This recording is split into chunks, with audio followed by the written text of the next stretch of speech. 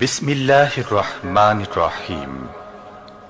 সর্বযুগের সর্বকালের সর্বশ্রেষ্ঠ মহামানব রাহমাতুল্লিল আলামিন হযরত মুহাম্মদ সাল্লাল্লাহু আলাইহি ওয়াসাল্লাম, যার জীবনের প্রতিটি অংশে আছে শিক্ষা, মহান রব্বুল আলামিনের অকৃত্রিম বন্ধু রাসূলুল্লাহ সাল্লাল্লাহু আলাইহি ওয়াসাল্লামের জীবন থেকে শিক্ষা গ্রহণ আমাদের সবারই একান্ত কর্তব্য। এখন আমাদের সামনে রাসূল করিম সাল্লাল্লাহু আলাইহি ওয়াসাল্লামের জীবনের নানা দিক নিয়ে আলোচনা করছেন আন্তর্জাতিক খ্যাতিসম্পন্ন মুফাসসিরে কোরআন ও বিশিষ্ট ইসলামী চিন্তাবিদ হযরত মাওলানা দেলোয়ার হোসাইন সাঈদী। শব্দগ্রহণে মাহসিন সাউন্ড সিস্টেম, প্রযোজনায় সিএইচপি, পরিবেশনায় স্পন্দন অডিও ভিজুয়াল সেন্টার, ঢাকা। আল্লাহ রাব্বুল আলামিন বলেন, মা ইয়ানতিকু আনিল হাওয়া ইন হুয়া ইল্লা ওয়াহিয়ুন ইউহা। আমার নবী নফসকে অনুসরণ করে, প্রবৃত্তিকে অনুসরণ করে কোনো কথা বলেন না। আমার নবী যেটা বলেন সেটা হলো ওহী। আমি যা বলতে বলি তাই তিনি বলেন। ওয়ালাউ তাকাওয়ালা আলাইনা বা'দাল আকাবিল। আমার নবী যদি নিজের থেকে বানিয়ে কোনো কথা যদি কোরআনের ভিতরে আমার নামে চালায় দিতেন, আমি আল্লাহ রাব্বুল আলামিন আমার নবীর ডান হাতকে চেপে ধরতাম, আর তার কণ্ঠ নালীকে আমি আল্লাহ রাব্বুল আলামিন কেটে ফেলে দিতাম। তিনি যা বলেছেন সব কার কথা? আল্লাহ পাকের কথা। তিনি হচ্ছেন গোটা বিশ্বের সর্বশ্রেষ্ঠ চরিত্রের আধার। তার চরিত্রের সার্টিফিকেট আল্লাহ পাক দিচ্ছেন। চরিত্রের সার্টিফিকেট কে দিলেন? আল্লাহ পাক দিয়েছেন। কোরআনে কারীমের মধ্যে আল্লাহ রাব্বুল আলামিন বলেন, ওয়া ইন্নাকা লাআলা খুলুকিন আযীম। নবী হে, আপনি হচ্ছেন পুত পবিত্র চরিত্রের উপরে প্রতিষ্ঠিত। সুবহানাল্লাহ ওয়া বিহামদিহি। আপনি শ্রেষ্ঠ চরিত্রের উপরে প্রতিষ্ঠিত। দেখুন, রাসূল করিম সাল্লাল্লাহু আলাইহি ওয়াসাল্লাম নবুয়ত পাওয়ার পর যখন তিনি ঘরে প্রবেশ করেছেন, সর্বপ্রথম হযরত জিবরাইলের সঙ্গে জীবনের প্রথম দেখা। ভয় পেয়েছেন, শরীরে জ্বর এসেছে, এবং হযরতে খাদিজাকে গিয়ে বলছেন যে আমাকে ঢেকে দাও, আমি ভয় পেয়েছি। হযরতে খাদিজাতুল কুবরা রাদিয়াল্লাহু তাআলা আনহা তিনি রাসূলকে বলছেন, আবুল কাসেম, হে কাসেমের পিতা, আপনার ভয় পাওয়ার কোনো কারণ নাই। আপনাকে জিন বা শয়তান কোনো অনিষ্ট করতে পারে না, কারণ আপনি এতিমদেরকে, মিসকিনদেরকে খেতে দেন, আপনি বিধবাকে আশ্রয় দেন, আপনি প্রতিবেশীর হক আদায় করেন, আপনি আত্মীয়দের হক আদায় করেন। কি সার্টিফিকেট দিচ্ছেন? স্ত্রী তো স্বামীর জন্য ভালোবাসা দিতে পারে, মহব্বত দিতে পারে, জান দিতে পারে, কিন্তু ঈমান তো আনতে পারে না। ঈমান আনা তো এত সহজ ব্যাপার না। কিন্তু রাসূল করিম সাল্লাল্লাহু আলাইহি ওয়াসাল্লাম যখন তাকে তাওহীদের দাওয়াত দিলেন, রিসালাতের দাওয়াত দিলেন এবং বললেন আমি নবী, হযরত খাদিজা এক মুহূর্ত দেরি করেন। হযরতে খাদিজা তার কাছে রাসূলুল্লাহ যখন রিসালাতের দাওয়াত পেশ করলেন, সঙ্গে সঙ্গে হযরত খাদিজা পড়ে নিলেন, লা ইলাহা ইল্লাল্লাহু মুহাম্মাদুর রাসূলুল্লাহ। জোরে জোরে পড়েন, লা ইলাহা ইল্লাল্লাহ, লা ইলাহা ইল্লাল্লাহ।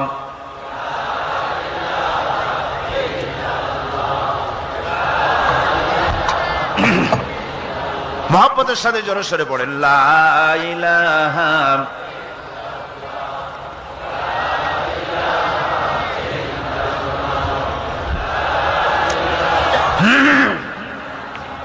লা ইলাহা ইল্লাল্লাহু মুহাম্মাদুর রাসূলুল্লাহ। আমার বন্ধুগণ, রাসূল করিম সাল্লাল্লাহু আলাইহি ওয়াসাল্লামের উপরে স্ত্রী ঈমান আনলেন। খাদেম ছিলেন হযরতে যায়েদ। খাদেম তো তার প্রভুর জন্য জান দিতে পারে, মাল দিতে পারে, মহব্বত করতে পারে, সব পারে। খাদেম ঈমান আনতে পারে না, যেহেতু খাদেমের কাছে তার সাহেবের ইনস এন্ড আউট, তার ভেতর বাইরে সবকিছুই পরিষ্কার থাকে। হযরতে রাসূলের খাদেম ছিলেন হযরতে যায়েদ। হযরত যায়েদ তার উপরে যখন 15 বছর খাদেম ছিলেন রাসূলুল্লাহ, হুজুর যখন তার কাছে দাওয়াত পেশ করলেন, যখন রিসালাতের দাওয়াত পেশ করলেন, তাওহীদের দাওয়াত দিলেন, খাদেম যায়েদ একটু চিন্তা করলেন না, সাথে সাথে পড়লেন লা ইলাহা ইল্লাল্লাহু মুহাম্মাদুর রাসূলুল্লাহ। রাসূলের বন্ধু ছিলেন হযরত আবু বকর সিদ্দিক রাদিয়াল্লাহু তাআলা আনহু, 20 বছরের বন্ধু। কত বছরের বন্ধু? 20 বছর। 20 বছর বসে একজন বন্ধু আর একজন বন্ধুকে চিনতে মোটেই কিছু বাকি থাকে না।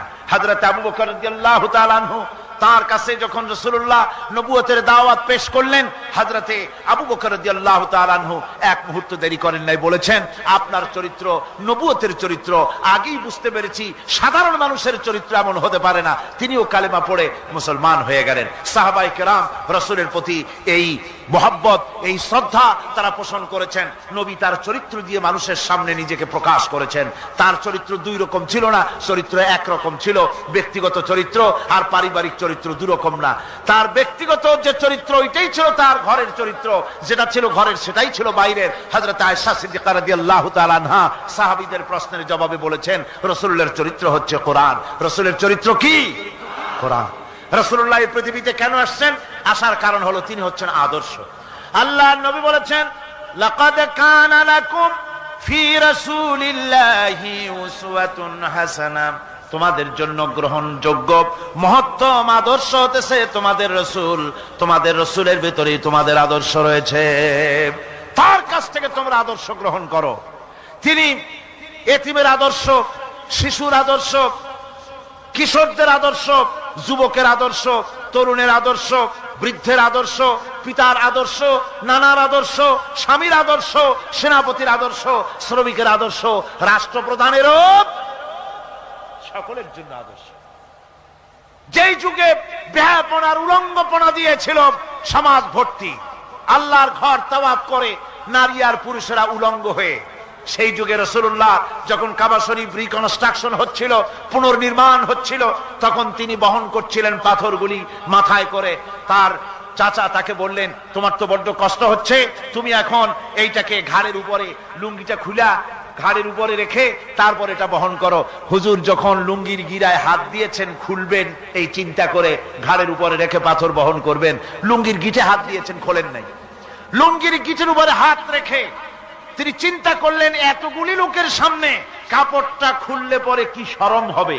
কাপড়টা খোলেনি নাই, শুধু খুললে পরে কি লজ্জা হবে। এই আগাম শরমের অনুভূতিতে মুহাম্মদ সাল্লাল্লাহু আলাইহি ওয়াসাল্লাম বেহুশ হয়ে জমিনের উপরে পড়ে গেছেন। আদর্শ কাকে বলে? শিশুর আদর্শ, কিশোরের আদর্শ, স্বামীর আদর্শ, পিতার আদর্শ, নানার আদর্শ, গোটা পৃথিবীর সমস্ত মানুষের আদর্শ রাসূল করিম সাল্লাল্লাহু আলাইহি ওয়াসাল্লাম। তার কাছে তিনি স্ত্রীদের আদর্শ ছিলেন, তিনি নানার আদর্শ ছিলেন। ইমাম হোসেনকে তিনি কোলে নিচ্ছেন, ঘাড়ে উঠছে বাচ্চা, বুকের উপরে উঠছে। একজন সাহাবী বলছেন হুজুর বাচ্চা পেলে আপনি এত আদর করেন, আমার তো ৬-৭টা ছেলে মেয়ে, আমি মোটে কোলেও নি না আর জীবনে একবার সুমাও খাই না, আমার মোটে ইচ্ছাই করে না। হুজুর বললেন আল্লাহ যদি তোমার দিলের মধ্যে রহম পয়দা না করেন তো আমি কি করতে পারি। হুজুর বাচ্চাকে নিয়ে আদর করছেন। ইমাম হোসেনকে বলছেন হোসেন কে বড় বলো তো, তুমি বড় না আমি বড়? হোসেন বলছেন নানাজি আমি আপনার থেকে বড়। আশ্চর্য কথা, তুমি আমার থেকে বড় কিভাবে? হোসেন বলছেন নানাজি বলুন তো আপনার পিতার নাম কি? হুজুর বলছেন আমার পিতার নাম আব্দুল্লাহ। হোসেন বলছেন এই আব্দুল্লাহ এই পর্যন্তই শেষ, আপনি তো আমার পিতার মতো পিতা পান নাই, আমার আব্বার মতো আব্বা আপনার আছে। আমার আব্বাকে বলা হয় আসাদুল্লাহিল গালিব, সমস্ত কাফেরদের জন্য বিজয়ী বীর বাঘ আমার আব্বা। এবং আমার আব্বা সম্পর্কে আপনি বলেছেন আনা মাদিনাতুল ইলম ওয়া আলিয়ুম বাবুহা, আমি হচ্ছে একটি জ্ঞানের রাজ্য আর আলী হচ্ছে সেই রাজ্যে প্রবেশের প্রধান তরুণ। আমার বাপের মতো বাপ আছে আপনার? হুজুর আশ্চর্য হয়ে গেলেন, বাচ্চা বলে কি? হোসেন বলছেন নানাজি এবার কোন তো দেখি, এবার বলুন তো দেখি আপনার মায়ের নাম কি? হুজুর বলছেন আমার মায়ের নাম আমেনা। হযরত হোসেন বলছেন এই আমেনা পর্যন্তই শেষ, কয়জনে চিনবে কর? আমার মায়ের মতো একটা মা আপনার আছে? আমার মায়ের মতো একটা মা আপনি পেয়েছেন? আমার মাকে চেনেন? আমার মা হচ্ছেন জান্নাতের সাইয়্যিদাতুন নিসা, জান্নাতের সমস্ত মহিলাদের সরদারিনী আমার মা ফাতিমাতুজ জাহরা রাদিয়াল্লাহু তাআলা আনহা। আমার মায়ের মতো একটা মা আপনি পেয়েছেন? হোসেন বলছে, নানাজি আরো বলবো নাকি? কয় হ্যাঁ বলো। বলছে, নানাজি এবার কোন তো দেখি আপনার নানার নাম কি? হুজুর বলছেন, আমার নানার নাম আব্দুল ওয়াহাব। হোসেন বলছেন, এবার আপনি মানুষের কাছে জিজ্ঞেস করেন কয়জন এই আব্দুল ওয়াহাব রয়েছেন? আপনি কি আমার নানার মতো একটা নানা পেয়েছেন? আমার নানাকে আপনি জানেন? আমার নানা সাইয়্যিদুল মুরসালিন, আশরাফুল আম্বিয়া, রাহমাতুল লিল আলামিন, বিশ্বনবী জনাবে মুহাম্মদ রাসূলুল্লাহ সাল্লাল্লাহু আলাইহি ওয়াসাল্লাম।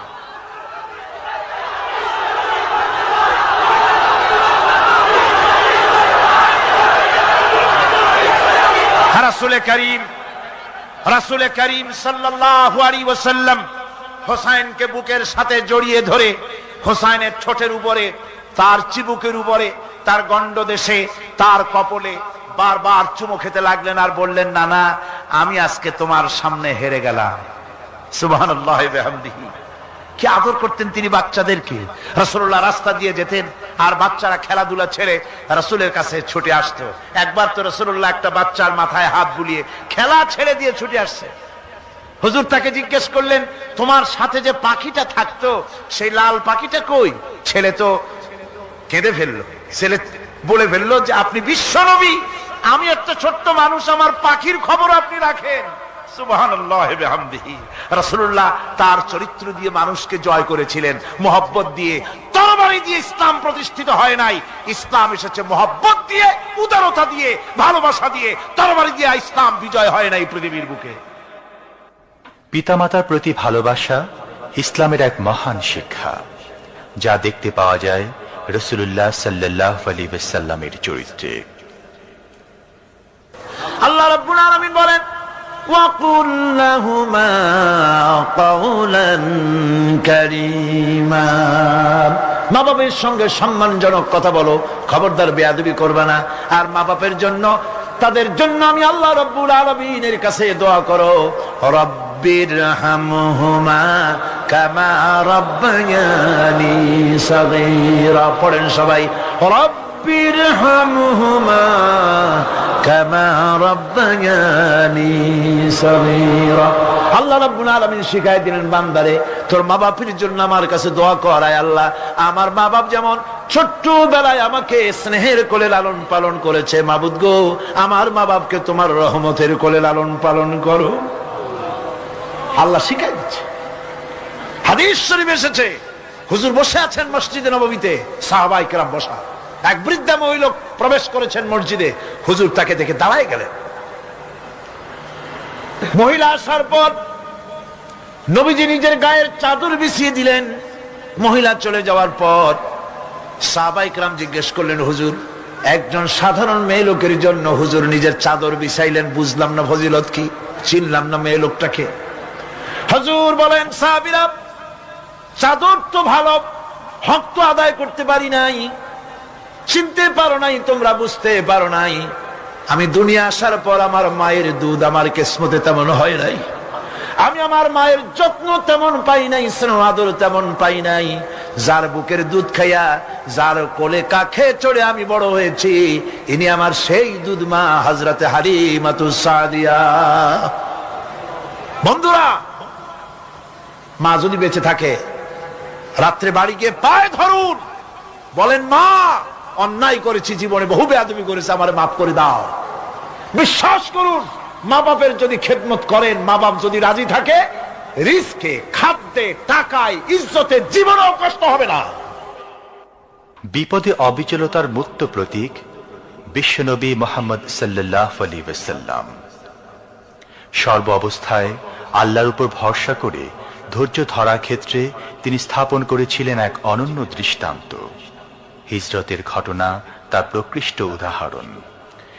আমার ভাইয়েরা, বিপদে অবিচলতা আমাদেরকে পয়গম্বরেরা শিক্ষা দান করেছেন।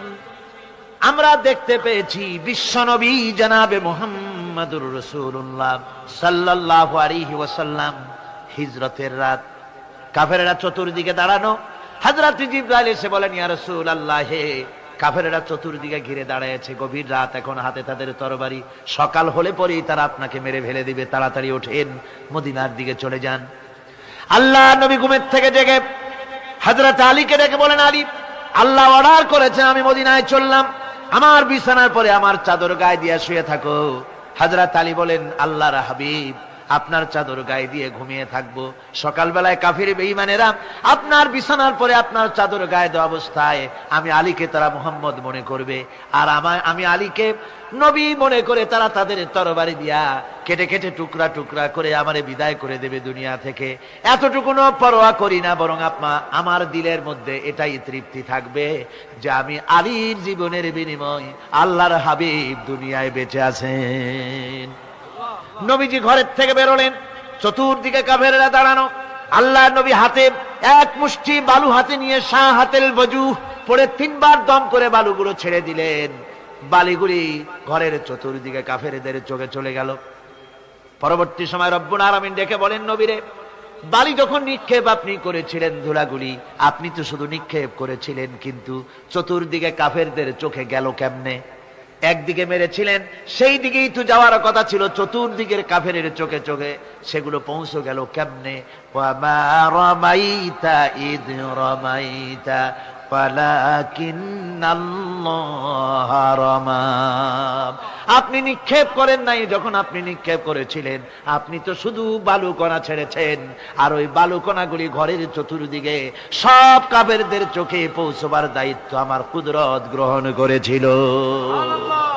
আমার ভাইয়েরা, নবীজি বিপদে, এতগুলি শত্রু তরবারি নিয়ে তিনি বিপদে ধৈর্য হারা হন নাই।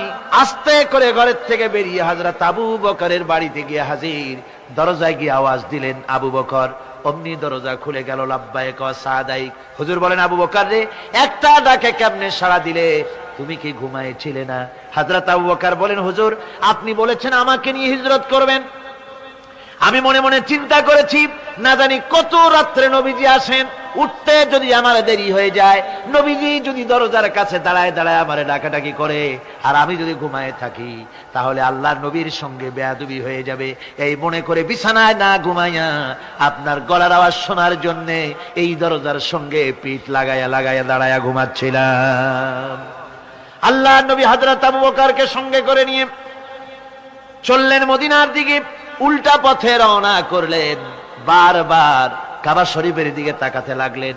বুখারী শরীফে এসেছে, নবীজি বারবার কাবার দিকে তাকিয়ে বলতেছেন, রে কাবা, বড় আশা ছিল তোর কাছে থাকবো, তোর খেদমত করব, কিন্তু তোর নিষ্ঠুর সন্তানেরা তোর কাছে আমারে থাকতে দিল না রে। আল্লাহ নবী মিসফালা দিয়ে জাবালে কেদোয়ার উপর দিয়ে চলে গেলেন জাবালে সুরে। গুহার কাছে যখন গিয়েছেন, ফজর রক্ত হয়ে গেল। হযরত আবু বকর রাদিয়াল্লাহু তাআলা আনহু বলছেন, হুজুর, আর উপায় নাই, দিন হয়ে গেল, এখন বুঝি ধরা পড়ে যাব, ওই গুহার মধ্যে গিয়ে আশ্রয় নেই। তবে আপনি দাঁড়ান, গুহার ভিতরেই পাহাড়িয়া গুহা, বিচ্ছু থাকতে পারে, সাপ থাকতে পারে, আমি আগে ঢুকি, যদি কোনো হিংস্র প্রাণী থাকে আমার উপর দিয়া আঘাত হয়ে যাক, আল্লাহর নবী হেফাজতে থাকুক। হযরত আবু বকর রাদিয়াল্লাহু তাআলা আনহু গুহার ভিতরে নামলেন। নেমে গুহা সাফ করে হুজুরকে ডাকলেন। হুজুর তাশরীফ ফরমালেন গুহার মধ্যে। হুজুর বলেন, আবু বকর, হেঁটে হেঁটে কষ্ট হয়ে গেছে, তুমি বসো, তোমার উরুর উপরে মাথা রেখে আমি একটু ঘুমায়ে যাই। আল্লাহর হাবিব ঘুমায় গেলেন। হযরত আবু বকর লক্ষ্য করে দেখেন চতুর্দিকে অনেকগুলি গর্ত দেখা যায়। এই গর্ত থেকে সাপ আসতে পারে, বিচ্ছু আসতে পারে মনে করে নিজের গায়ের চাদর ছিঁড়ে ছিঁড়ে গর্তগুলি বন্ধ করা শুরু করে দিলেন। কয়েকটা গর্ত বন্ধ করার মতো চাদর আর নাই, পাও দিয়ে চেপে ধরলেন। এক পাহাড়িয়া বিষধর সাপ বেরোবার জন্য চেষ্টা করে বেরোবার পথ খুঁজে না পেয়ে হযরত আবু বকরের পায়ের উপরে দংশন করেছে। বিষের যন্ত্রণায় হযরত আবু বকরের চোখ থেকে পানি দরদর করে পড়ছে। রাসূলুল্লাহর ঘুম ভেঙে গেল। আল্লাহর নবী তাকিয়ে বলেন, আবু বকর, চোখে পানি কেন? বাড়ির কথা বুঝি মনে পড়ে গেছে? হযরত আবু বকর বলেন, ইয়া রাসূলুল্লাহ, আল্লাহর নামে কসম করে বলি, যেই দিন আমি ঈমান এনেছি ওই দিন থেকে আমার মা বাপ, আমার কোলে আমার সন্তান, আমার স্ত্রী, আমার জায়গা জমি ঘর বাড়ি, এমনকি আমার নিজের আত্মার চাইতে হুজুর আপনারে ভালোবাসি বেশি। তাহলে কাঁদো কেন? হযরত আবু বকর বলেন, হুজুর, বাড়ির জন্য কাঁদি না, ছেলে পেলের জন্য কাঁদি না, সাপে দংশন করেছে, যন্ত্রণায় কাঁদতেছি। আল্লাহ নবী সঙ্গে সঙ্গে মুখ থেকে থুতু বার করে যন্ত্রণার জায়গায় লাগাই দিলেন, সঙ্গে সঙ্গে যন্ত্রণা বন্ধ হয়ে গেল। হুজুর বললেন, আবু বকর, প্রথম যখন তোমার এই আঘাত করেছিল সাপে, আমাকে কেন তাড়াতাড়ি বলো নাই? এতক্ষণ তো তোমার কষ্ট হতো না। হযরত আবু বকর বলেন, ইয়া রাসূলুল্লাহ, ওটা তো সাপে কাটার যন্ত্রণা, ওই যন্ত্রণায় আমার রক্ত জ্বলতেছে, যন্ত্রণায় যন্ত্রণায় আমার কলেজাটা যদি ফেটেও যেত। আল্লাহর হাবিব আরাম ফরমাচ্ছিলেন, আমি তাকে আরামে বিঘ্ন ঘটাতে পারতাম না। আমার ভাইয়েরা, হযরতে আবু বকর, হযরতে রাসূল দুজন বসে আছেন। এমনি সময় কাফের বেঈমানেরা খুঁজতে খুঁজতে জায়গা মতো এসে গেছে। একজনে বলে ভিতরে আছে, আর একজনে বলে নাই। পায়ের যদি থাকবে তাহলে মাকড়সায় জাল বুনালো কি করে, পাখি ডিম পেড়ে বসে আছে কি করে, তাদের সন্দেহ হতে লাগলো। এর মধ্যে নাই একজন বলে আছে, আর একজন বলে নাই। হযরত আবু বকর ভয়ের চোটে কেঁদে ফেলেছেন, হুজুর আর উপায় নাই। এই যে অবস্থা, এই অবস্থার ভিতরে, এই অবস্থার ভেতরেও আল্লাহ নবী এতটুকু ঘাবড়ে যান নাই। শত্রুরা তরবারি নিয়ে এসেছে, সুযোগ পেলেই একটু তাকালেই দেখতে পাবে, তুলে মেরে ফেলে দেবে। আল্লাহর হাবিব মোটেই ধৈর্য হারালেন না, এতটুকুন হতাশ হলেন না। আল্লাহ পাকের হাবিব তার সাথীকে কি বললেন? তখন কোরআনে কারীম সূরা তাওবার মধ্যে আল্লাহ তা উদ্ধৃত করেছেন মুমিনদের জন্য, ইযহুমা ফিল গার ইয ইয়াকুলু লিসাহিবিহি লা তাহজান ইন্নাল্লাহা মা'ানা। ও আমার সাথী, ও বন্ধু, ভয় করো না, চিন্তা করো না। আমরা মাইনরিটি নই, আমরাই মেজরিটি। তার কারণ আল্লাহ আমাদের সাথে আছেন। সুবহানাল্লাহ। রাসূলুল্লাহ সাল্লাল্লাহু আলাইহি ওয়াসাল্লাম অত্যন্ত সাদাসিধে জীবন যাপন করতেন। হিজরত করে মদিনায় গিয়ে ইসলামী রাষ্ট্র কায়েম করার পরও তার দারিদ্রতা কাটেনি। হাদিসে এসেছে সে কথা। হযরত আবু হুরায়রা রাদিয়াল্লাহু তাআলা আনহু বলেন, আমি রাসূলুল্লাহর কাছে গেলাম, হুজুরকে গিয়ে সালাম করলাম। আল্লাহর নবী সালামের জবাব দিলেন, কিন্তু দেখতে পেলাম মুখ নড়ে, আওয়াজ বেরোলো না। কারণ কি? কাছে গিয়ে দেখি নবীজি ক্ষুধার যন্ত্রণায় কথা বলতেছেন, আওয়াজ বেরোতেছে না। এত ক্ষুধা লেগেছে আল্লাহর নবীর। 2-4 দিন চলে গেছে, খাবার নাই। রাসূলুল্লাহ সমস্ত গনিমতের মাল, যাকাত সদকার মালগুলি, খাদ্য দ্রব্যগুলি দুহাতে বিতরণ করেছেন। নিজের পেটে খাবার নাই, মানুষকে দিতেছেন। দিতে দিতে এশার নামাজ পড়ে নবীজি ঘরের মধ্যে প্রবেশ করে হযরতে আয়েশা সিদ্দিকা রাদিয়াল্লাহু তাআলা আনহাকে ডেকে বলেন, আয়েশা রে, সারাদিন কষ্ট করেছি, দারুণ ক্ষুধা লেগেছে, তাড়াতাড়ি করে কিছু খাবার আমারে এনে দাও। হযরতে আয়েশা হুজুরের ক্ষুধার্ত শ্রান্ত ক্লান্ত চেহারার দিকে তাকাইয়া হযরত আয়েশা কেঁদে ফেলেছেন। হযরত মা আয়েশা কাঁদেন আর বলেন, ইয়া রাসূলুল্লাহ, হে আল্লাহর নামের কসম করে বলি, আমি আয়েশার ঘরে কোনো পানি ছাড়া কোনো খাবার নাই। এই ছিল রাসূলের আদর্শ। হাদিস শরীফে এসেছে, আল্লাহর নবী বলেন, তোমরা যদি রাষ্ট্রীয় ক্ষমতায় যাও, বাড়ি না থাকলে সরকারি খরচ একটা বাড়ি নিতে পারো। তোমার যদি যানবাহন না থাকে, সরকারি খরচে যানবাহন নিতে পারো। ছেলে মেয়ের কাপড় চোপড়, লেখাপড়া, শিক্ষা, চিকিৎসার জন্য যদি না থাকে, তাহলে তুমি সরকার থেকে নিতে পারো। কিন্তু এর থেকে এক চুল পরিমাণ যদি পাও বাড়াও, সরকারের মাল জনগণের মাল, এর থেকে প্রয়োজনের বাইরে যদি তুমি নিজের জন্য নিতে থাকো, কিয়ামতের দিন আল্লাহর দরবারে চোরের কাতারে তোমারে দাঁড়ানো লাগবে। দুনিয়ায় যত সম্মান পাও না কেন, কিয়ামতে আল্লাহর দরবারে কিসের কাতারে দাঁড়াবে? চোরের কাতারে দাঁড়াতে হবে। রাসূল পাক সাল্লাল্লাহু আলাইহি ওয়াসাল্লাম এমন এক সমাজ কায়েম করেছিলেন। আমার হতাশাগ্রস্ত ছাত্ররা, যেসব ছাত্ররা সমাজতন্ত্র তোমরা করো, যারা সমাজতন্ত্র করতে হতাশাগ্রস্ত হয়েছে, এখন যাব কোথায় বলে হতাশ হয়ে গিয়েছো তোমরা, আমরা তোমাদেরকে দাওয়াত দেই, কোরআনের মাহফিল থেকে দাওয়াত দেই, ফিরে আসো। হতাশ হওয়ার কোনো কারণ নাই। লেনিন মরার, ও মরে গেছে। কার্ল মার্কস মরার, মরে গেছে, পচে গেছে, গলে গেছে, দুনিয়া থেকে শেষ হয়ে গিয়েছে। আল্লাহ নবীর নেতৃত্ব, সূর্য যতদিন উঠবে আর ডুববে, নবীজির নেতৃত্ব শেষ হবে না। ওই নেতৃত্বে আসো, রাসূলের নেতৃত্ব মেনে নাও, কোরআনের শাসন মেনে নাও, তাহলেই শান্তি পাবে তোমরা।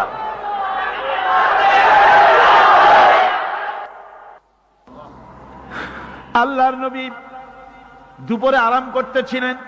হযরত ওমর বলেন, আমি দেখতে গিয়েছিলাম রাসূলুল্লাহকে, আমি যাই সালাম দিলাম, হুজুর উঠে বসলেন। আমি দেখি খেজুরের পাতা দিয়া বুনানো দড়ি, সেই দড়ি দিয়া বুনানো খাটিয়া এখনো মক্কা মদিনায় আছে, যারা হজ করতে গেছেন দেখেছেন। ওই দড়ি দিয়া বুনানো খাটিয়া, ওর উপরে তোশক নাই, বিছানার চাদর নাই, নিজের হাত মোবারক মাথার তলে দিয়া রাসূল শুয়ে আছেন। ওমরকে দেখে হুজুর উঠে বসলেন। ওমর বলেন, আমি রাসূলের পিঠের দিকে তাকায় দেখি দড়িগুলোর দাগ কেটে আছে। আমি সহ্য করতে পারলাম না, আমি শিশুর মতো ডুকরে কেঁদে উঠলাম, বললাম, ইয়া রাসূলুল্লাহ, এই পৃথিবীর কাফির বেঈমানেরা এত শান্তি করলো দুনিয়ায়, আর আল্লাহর হাবিবের পিঠে দড়ির দাগ বরদাস্ত করতে পারছি না, আপনি আমার অনুমতি দেন, একটা তোশক আপনার জন্য বানায় দেই। হুজুর আমার বলেন, ওমর রে শোনো, দুনিয়ায় শান্তি করার জন্য আমি আসি নাই। আমি যদি হুকুম করি উহুদ পাহাড় আমার জন্য সোনায় পরিণত হয়ে যা, উহুদ পাহাড়টা আমার জন্য সোনা হয়ে যেতে পারে। আমি দুনিয়ায় শান্তির জন্য আসি নাই, এসেছি মানবতার মুক্তির জন্য, পৃথিবীর মানুষগুলিকে বাঁচাতে এসেছি, সাদা কালো মানুষের ব্যবধান দূর করতে এসেছি। রাসূলুল্লাহ নারীর অধিকার দিলেন, সাদা কালা মানুষের ব্যবধান দূর করে দিলেন, পাহাড় সমান উঁচা সাদা কালা মানুষের অধিকারকে প্রতিষ্ঠিত করলেন, বললেন মানুষে মানুষে কোনো পার্থক্য নাই, আরবের উপরে অনারবের, অনারবের উপরে আরবের, ভাষার সাদার উপরে কালোর, কালোর উপরে সাদার, কোন বর্ণ বৈষম্য ইত্যাদি দিয়ে মানুষের ফজিলত হয় না, মানুষের মর্যাদা বাড়ে। ইন্না আকরামাকুম ইনদাল্লাহি আতকাকুম, মানুষের মধ্যে মর্যাদা তোমাদের মধ্যে আল্লাহর কাছে তার যে ব্যক্তি তোমাদের মধ্যে আল্লাহকে বেশি ভয় করে। সুবহানাল্লাহ কোন, সুবহানাল্লাহ কোন। আমার ভাইয়েরা, নবীজি মদিনা মুনাওয়ারায় ইসলামী রাষ্ট্রের রাষ্ট্রপ্রধান হয়েছেন।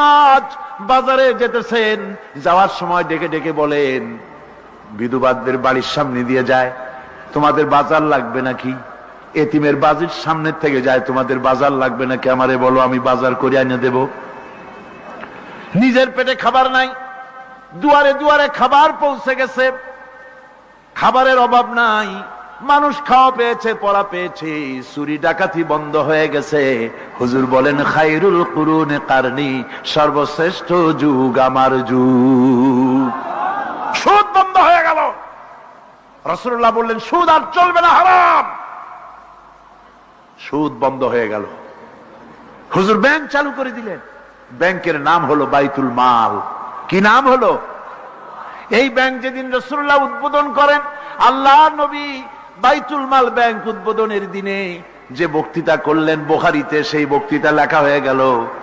আল্লাহর নবী বলেন, মান তারাকা দায়নান আও দিয়ান ফালাইয়া, আমার এই রাষ্ট্রের ভিতরে কোন মানুষ যদি ঋণগ্রস্ত অবস্থায় মারা যায় আর ঋণ পরিশোধ করার মতো অর্থ যদি তার কাছে না থাকে, তাহলে তার ঋণ পরিশোধের দায়িত্ব, তার বিধবা স্ত্রী আর তার এতিম বাল বাচ্চার সব দায়িত্ব আমি মুহাম্মদ সাল্লাল্লাহু আলাইহি ওয়াসাল্লাম আমার কাঁধের উপরে উঠাইয়া নিলাম। এমন সুন্দর রাষ্ট্র চালু হয়ে গেছে, মানুষ খাবার পেয়েছে, পড়ার পেয়েছে। বুড়োরা, যাদের কাজ নাই, বুড়ো মানুষ কাজ করতে পারে না, তারা বসে বসে খাবারের ব্যবস্থা হয়ে গেছে। যুবকদের চাকরি হয়ে গেছে, বেকার কেউ আর বেকার নাই, সব কাজে ব্যস্ত হয়ে গেছে, মানুষের কাছে কাজ মিলেছে। কৃষক তাদের উৎপাদিত পণ্যের সঠিক মূল্য পাচ্ছে, শ্রমিক শ্রমের মর্যাদা পাচ্ছে, শ্রমিক মর্যাদা পাচ্ছে। রাসূলুল্লাহ বলেছেন, শ্রমিক আর মালিক, মনিব আর গোলামের সম্পর্ক না, সম্পর্ক ভাই ভাই। সম্পর্ক কি? শ্রমিকের মর্যাদা রাসূলুল্লাহ এভাবে দিলেন, নিজে শ্রম দিলেন। মদিনার 8 বছর চলে যাওয়ার পর হযরত আয়েশা রাসূলুল্লাহকে দেখলেন মাজা কুজা। হযরত আয়েশা বলেন, হুজুর মাজাটা কুজা কেন? বয়সের কারণে হলো নাকি? হুজুর বলেন, না, বয়সের কারণে হয় নাই। এই মদিনার চতুর্দিকে কাফির বেঈমানেরা যখন মদিনাকে আক্রমণ করেছিল, আমি তখন মদিনার চতুর্দিকে খন্দক পরিখা খনন করেছিলাম, 3 মাইল লম্বা, 15 ফিট গভীর, 30 ফিট চওড়া। সাহাবীরা মাটি কেটেছে, আমি মাটি বহন করেছি, আবার আমি মাটি কেটেছি, সাহাবীরা মাটি কেটেছে। মাটি কেটে আর মাটির ঝুড়ি বহন করে করে কোমরে যে বেদনা হয়েছিল, আজ পর্যন্ত সেই বেদনা সেরে যায় নাই। এই হলো আমার রাসূল, এ হলো বিশ্ব নবী। কি নবী? সিল্লা এখন কি নবী?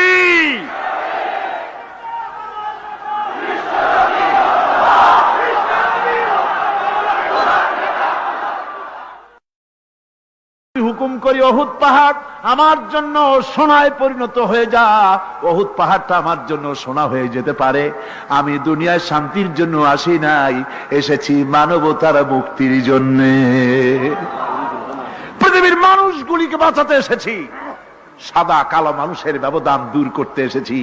রাসূলুল্লাহ নারীর অধিকার দিলেন, সাদা কালো মানুষের ব্যবধান দূর করে দিলেন। পাহাড় সমান উঁচা সাদা কালো মানুষের অধিকারকে প্রতিষ্ঠিত করলেন, বললেন মানুষে মানুষে কোনো পার্থক্য নাই, আরবের উপরে অনারবের, অনারবের উপরে আরবের, ভাষার, সাদার উপরে কালোর, কালোর উপরে সাদার, কোন বর্ণ বৈষম্য ইত্যাদি দিয়ে মানুষ নিজের পেটে খাবার নাই, দুয়ারে দুয়ারে খাবার পৌঁছে গেছে, খাবারের অভাব নাই, মানুষ খাওয়া পেয়েছে, পড়া পেয়েছে, চুরি ডাকাতি বন্ধ হয়ে গেছে। হুজুর বলেন খায়রুল কুরুনে কারনি, সর্বশ্রেষ্ঠ যুগ আমার যুগ। সুদ বন্ধ হয়ে গেল। রাসূলুল্লাহ বললেন সুদ আর চলবে না, হারাম। সুদ বন্ধ হয়ে গেল। হুজুর ব্যাংক চালু করে দিলেন। ব্যাংকের নাম হলো বাইতুল মাল। কি নাম হলো? এই ব্যাংক যেদিন রাসূলুল্লাহ উদ্বোধন করেন, আল্লাহর নবী বাইতুল মাল ব্যাংক উদ্বোধনের দিনে যে বক্তৃতা করলেন, বুখারীতে সেই বক্তৃতা লেখা হয়ে গেল। আল্লাহর নবী বলেন মান তারাকা দায়নান আও দিয়ান ফালাইয়া, আমার এই রাষ্ট্রের ভিতরে কোন মানুষ যদি ঋণগ্রস্ত অবস্থায় মারা যায় আর ঋণ পরিশোধ করার মতো অর্থ যদি তার কাছে না থাকে, তাহলে তার ঋণ পরিশোধের দায়িত্ব, তার বিধবা স্ত্রী আর তার এতিম বাল বাচ্চার সব দায়িত্ব আমি মুহাম্মদ সাল্লাল্লাহু আলাইহি ওয়াসাল্লাম আমার কাঁধের উপরে উঠাইয়া নিলাম। এমন সুন্দর রাষ্ট্র চালু হয়ে গেছে, মানুষ খাবার পেয়েছে, পড়ার পেয়েছে। বুড়োরা যাদের কাজ নাই, বুড়ো মানুষ কাজ করতে পারে না, তারা বসে বসে খাবারের ব্যবস্থা হয়ে গেছে। যুবকদের চাকরি হয়ে গেছে, বেকার কেউ আর বেকার নাই, সব কাজে ব্যস্ত হয়ে গেছে, মানুষের কাছে কাজ মিলেছে। কৃষক তাদের উৎপাদিত পণ্যের সঠিক মূল্য পাচ্ছে, শ্রমিক শ্রমের মর্যাদা পাচ্ছে, শ্রমিক মর্যাদা পাচ্ছে। রাসূলুল্লাহ বলেছেন শ্রমিক আর মালিক, মনিব আর গোলামের সম্পর্ক না, সম্পর্ক ভাই ভাই। সম্পর্ক কি? শ্রমিকের মর্যাদা রাসূলুল্লাহ এভাবে দিলেন, নিজে শ্রম দিলেন। মদিনার 8 বছর চলে যাওয়ার পর হযরত আয়েশা রাসূলুল্লাহকে দেখলেন মাজা কুজা। হযরত আয়েশা বলেন হুজুর মাজাটা কুজা কেন? বয়সের কারণে হলো নাকি? হুজুর বলেন না, বয়সের কারণে হয় নাই। এই মদিনার চতুর্দিকে কাফির বেঈমানেরা যখন মদিনাকে আক্রমণ করেছিল, আমি তখন মদিনার চতুর্দিকে খন্দক পরিখা খনন করেছিলাম, 3 মাইল লম্বা, 15 ফিট গভীর, 30 ফিট চওড়া। সাহাবীরা মাটি কেটেছে, আমি মাটি বহন করেছি, আবার আমি মাটি কেটেছি, সাহাবীরা মাটি কেটেছে। মাটি কেটে আর মাটির ঝুড়ি বহন করে করে কোমরে যে বেদনা হয়েছিল আজ পর্যন্ত সেই বেদনা সেরে যায় নাই। এই হলো আমার রাসূল, এ হলো বিশ্ব নবী। কি নবী? সিল্লা এখন কি নবী?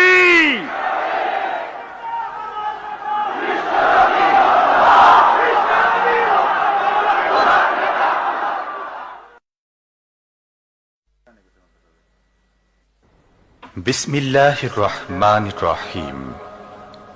সর্বযুগের, সর্বকালের সর্বশ্রেষ্ঠ মহামানব রাহমাতুল্লিল আলামিন হযরত মুহাম্মদ সাল্লাল্লাহু আলাইহি ওয়াসাল্লাম, যার জীবনের প্রতিটি অংশে আছে শিক্ষা, মহান রব্বুল আলামিনের অকৃত্রিম বন্ধু রাসূলুল্লাহ সাল্লাল্লাহু আলাইহি ওয়াসাল্লামের জীবন থেকে শিক্ষা গ্রহণ আমাদের সবারই একান্ত কর্তব্য। এখন আমাদের সামনে রাসূল করিম সাল্লাল্লাহু আলাইহি ওয়াসাল্লামের জীবনের নানা দিক নিয়ে আলোচনা করছেন আন্তর্জাতিক খ্যাতিসম্পন্ন মুফাসসিরে কোরআন ও বিশিষ্ট ইসলামী চিন্তাবিদ হযরত মাওলানা দেলওয়ার হোসাইন সাঈদী। শব্দগ্রহণে মাহসিন সাউন্ড সিস্টেম, প্রযোজনায় সিএইচপি, পরিবেশনায় স্পন্দন অডিও ভিজুয়াল সেন্টার, ঢাকা। আল্লাহ রাব্বুল আলামিন বলেন মা ইয়ানতিকু আনিল হাওয়া ইন হুয়া ইল্লা ওয়াহিয়ুন ইউহা।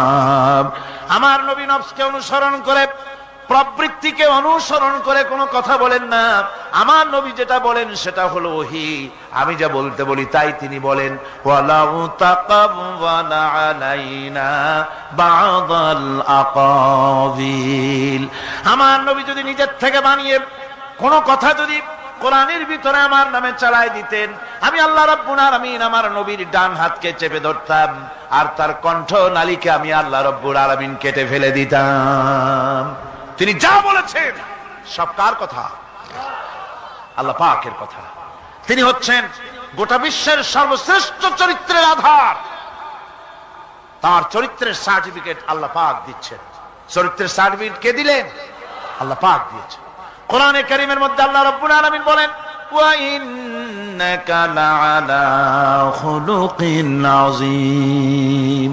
নবী হে, আপনি হচ্ছেন পুত পবিত্র চরিত্রের উপরে প্রতিষ্ঠিত। সুবহানাল্লাহ ওয়া বিহামদিহি। আপনি শ্রেষ্ঠ চরিত্রের উপরে প্রতিষ্ঠিত।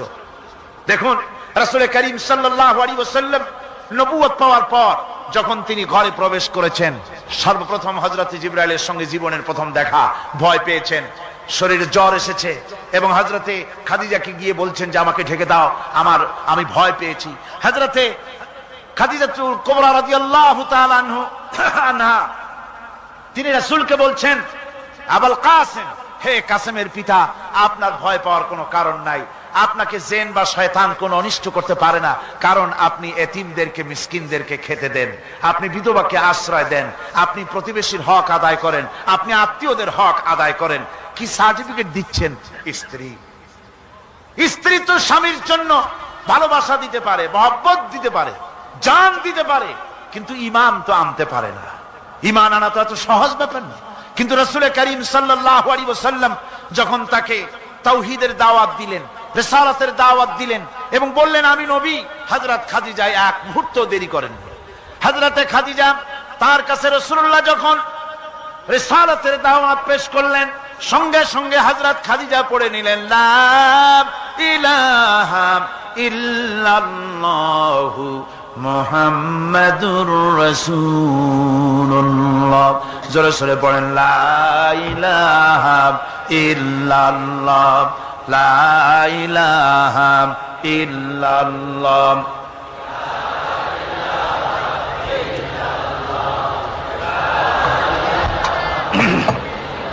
মহব্বতের সাথে জোরে সোরে পড়েন, লা ইলাহা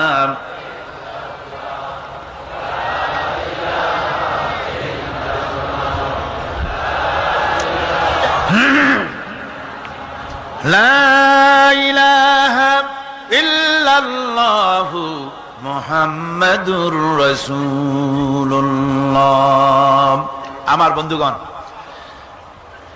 রাসূল করিম সাল্লাল্লাহু আলাইহি ওয়াসাল্লামের উপরে স্ত্রী ঈমান আনলেন। খাদেম ছিলেন হযরতে যায়েদ। খাদেম তো তার প্রভুর জন্য জান দিতে পারে, মাল দিতে পারে, মহব্বত করতে পারে, সব পারে। খাদেম ঈমান আনতে পারে না, যেহেতু খাদেমের কাছে তার সাহেবের ইনস এন্ড আউট, তার ভেতর বাইরে সবকিছুই পরিষ্কার থাকে। হযরতে রাসূলের খাদেম ছিলেন হযরতে যায়েদ। হযরত যায়েদ তার উপরে যখন 15 বছর খাদেম ছিলেন রাসূলুল্লাহ, হুজুর যখন তার কাছে দাওয়াত পেশ করলেন, যখন রিসালাতের দাওয়াত পেশ করলেন, তাওহীদের দাওয়াত দিলেন, খাদেম যায়েদ একটু চিন্তা করলেন না, সাথে সাথে পড়লেন, লা ইলাহা ইল্লাল্লাহু মুহাম্মাদুর রাসূলুল্লাহ। রাসূলের বন্ধু ছিলেন হযরত আবু বকর সিদ্দিক রাদিয়াল্লাহু তাআলা আনহু। 20 বছরের বন্ধু। কত বছরের বন্ধু? 20 বছর। 20 বছর বসে একজন বন্ধু আর একজন বন্ধুকে চিনতে মোটেই কিছু বাকি থাকে না। হযরত আবু বকর রাদিয়াল্লাহু তাআলা আনহু তার কাছে যখন রাসূলুল্লাহ নবুয়তের দাওয়াত পেশ করলেন, হযরতে আবু বকর রাদিয়াল্লাহু তাআলা আনহু এক মুহূর্ত দেরি করেন নাই, বলেছেন আপনার চরিত্র নবুয়তের চরিত্র। আগেই বুঝতে পেরেছি সাধারণ মানুষের চরিত্র এমন হতে পারে না। তিনিও কালেমা পড়ে মুসলমান হয়ে গেলেন। সাহাবায়ে কেরাম রাসূলের প্রতি এই মহব্বত, এই শ্রদ্ধা তারা পোষণ করেছেন। নবী তার চরিত্র দিয়ে মানুষের সামনে নিজেকে প্রকাশ করেছেন। তার চরিত্র দুই রকম ছিল না, চরিত্র একরকম ছিল। ব্যক্তিগত চরিত্র আর পারিবারিক চরিত্র দুই রকম না। তার ব্যক্তিগত যে চরিত্র ওইটাই ছিল তার ঘরের চরিত্র, যেটা ছিল ঘরের সেটাই ছিল বাইরের। হযরত আয়েশা সিদ্দিকা রাদিয়াল্লাহু তাআলা আনহা সাহাবীদের প্রশ্নের জবাবে বলেছেন, রাসূলের চরিত্র হচ্ছে কোরআন। রাসূলের চরিত্র কি? কোরআন। রাসূলুল্লাহ এই পৃথিবীতে কেন আসছেন? আসার কারণ হলো তিনি হচ্ছেন আদর্শ।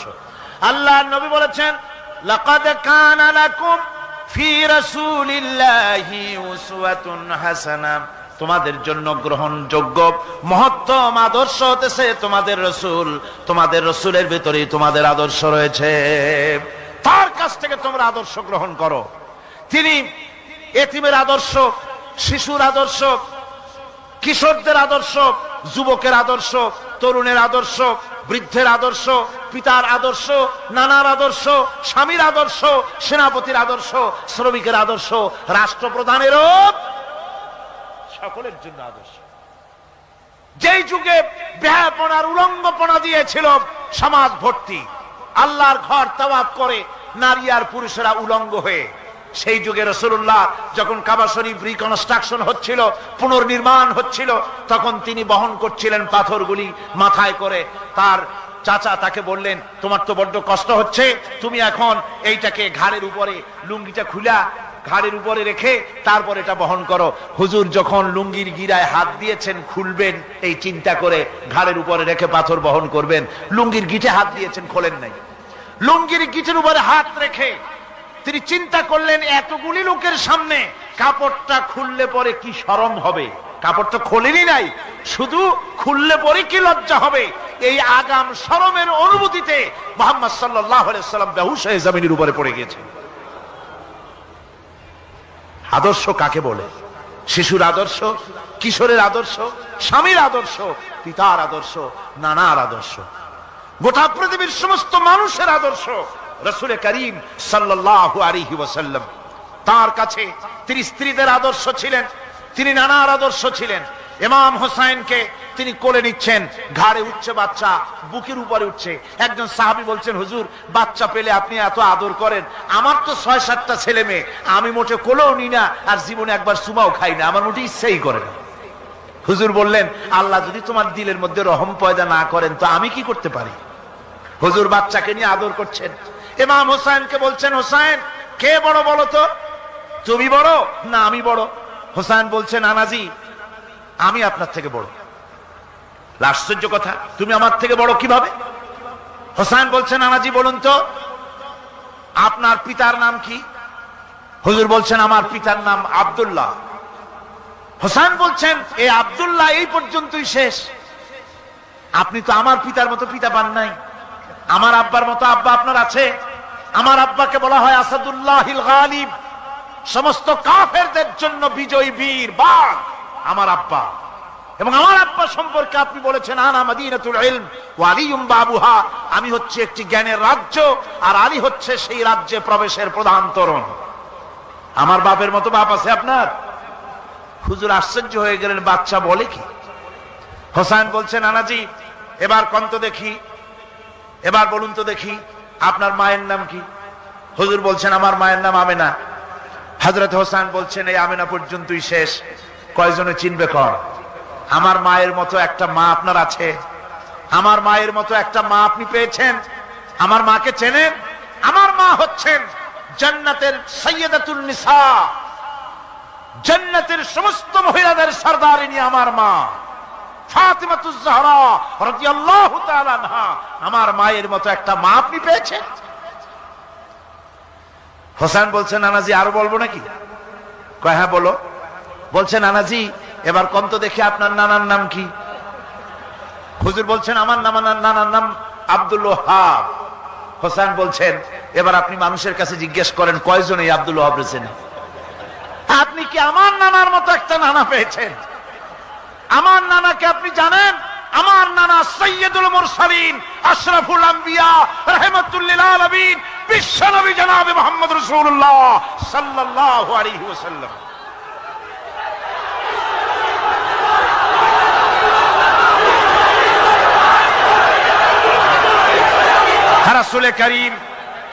রাসূল করিম সাল্লাল্লাহু আলাইহি ওয়াসাল্লাম হোসেনকে বুকের সাথে জড়িয়ে ধরে হোসেনের ঠোঁটের উপরে, তার চিবুকের উপরে, তার গণ্ডদেশে, তার কপলে বারবার চুমো খেতে লাগলেন আর বললেন, নানা আমি আজকে তোমার সামনে হেরে গেলাম। সুবহানাল্লাহি ওয়া বিহামদিহি। কি আদর করতেন তিনি বাচ্চাদেরকে। রাসূলুল্লাহ রাস্তা দিয়ে যেতেন আর বাচ্চারা খেলাধুলা ছেড়ে রাসূলের কাছে ছুটে আসতো। একবার তো রাসূলুল্লাহ একটা বাচ্চার মাথায় হাত বুলিয়ে খেলা ছেড়ে দিয়ে ছুটে আসছে। হুজুর তাকে জিজ্ঞেস করলেন, তোমার সাথে যে পাখিটা থাকতো সেই লাল পাখিটা কই? ছেলে তো কেঁদে ফেললো।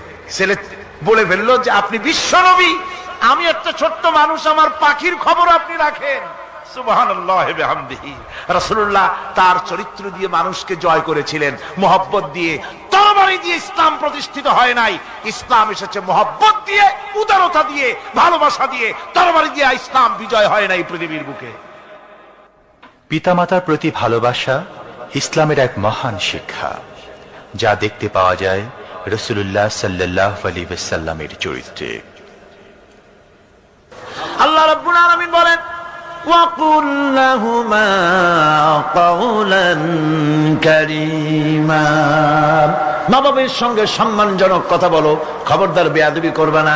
আর মা বাপের জন্য, তাদের জন্য আমি আল্লাহ রাব্বুল আলামিনের কাছে দোয়া করো, রব্বিরহামহুমা কামা রাব্বায়ানি সাগীরা। পড়েন সবাই, রব্বিরহামহুমা কামা রাব্বায়ানি সাগীরা। আল্লাহ রাব্বুল আলামিন শিখাই দিলেন, বান্দারে তোর মা বাপের জন্য আমার কাছে দোয়া কর, আয় আল্লাহ আমার মা বাপ যেমন ছোট্টবেলায় আমাকে স্নেহের কোলে লালন পালন করেছে, মাবুদ গো আমার মা বাপকে তোমার রহমতের কোলে লালন পালন করো। আল্লাহ শিখাই দিচ্ছে। হাদিস শরীফ এসেছে, হুজুর বসে আছেন মসজিদে নববীতে, সাহাবায়ে কেরাম বসা।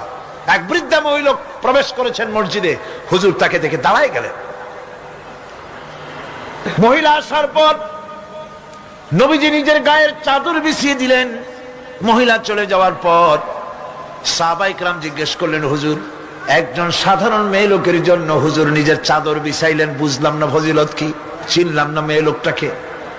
হুজুর বলেন, সাহাবীরা চাদর তো ভালো, হক তো আদায় করতে পারি নাই, চিনতে পারো নাই, তোমরা বুঝতে পারো নাই।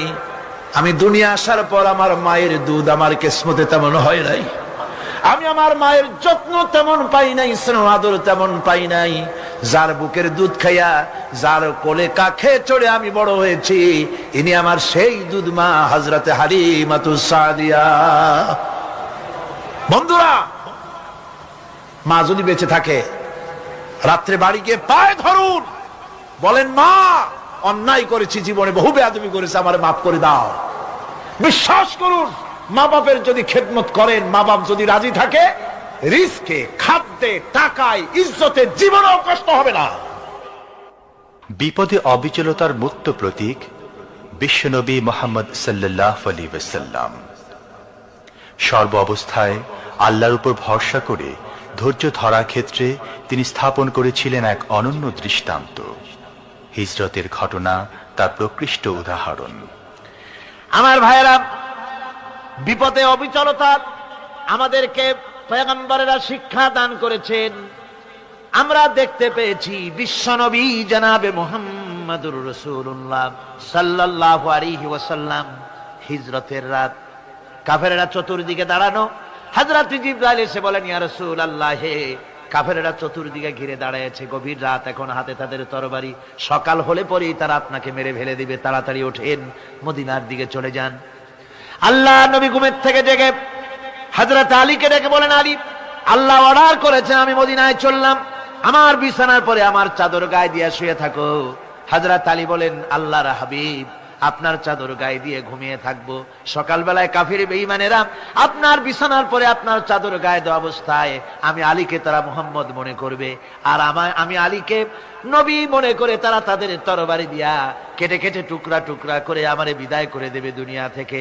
এতটুকুনো পরোয়া করি না, বরং আমার দিলের মধ্যে এটাই তৃপ্তি থাকবে যে আমি আলীর জীবনের বিনিময় আল্লাহর হাবিব দুনিয়ায় বেঁচে আছেন। নবীজি ঘরের থেকে বেরোলেন, চতুর্দিকে কাফেররা দাঁড়ানো। আল্লাহ নবী হাতে এক মুষ্টি বালু হাতে নিয়ে শাহাতেল ওযু পড়ে 3 বার দম করে বালুগুলো ছেড়ে দিলেন। বালিগুলি ঘরের চতুর্দিকে কাফেরদের চোখে চলে গেল।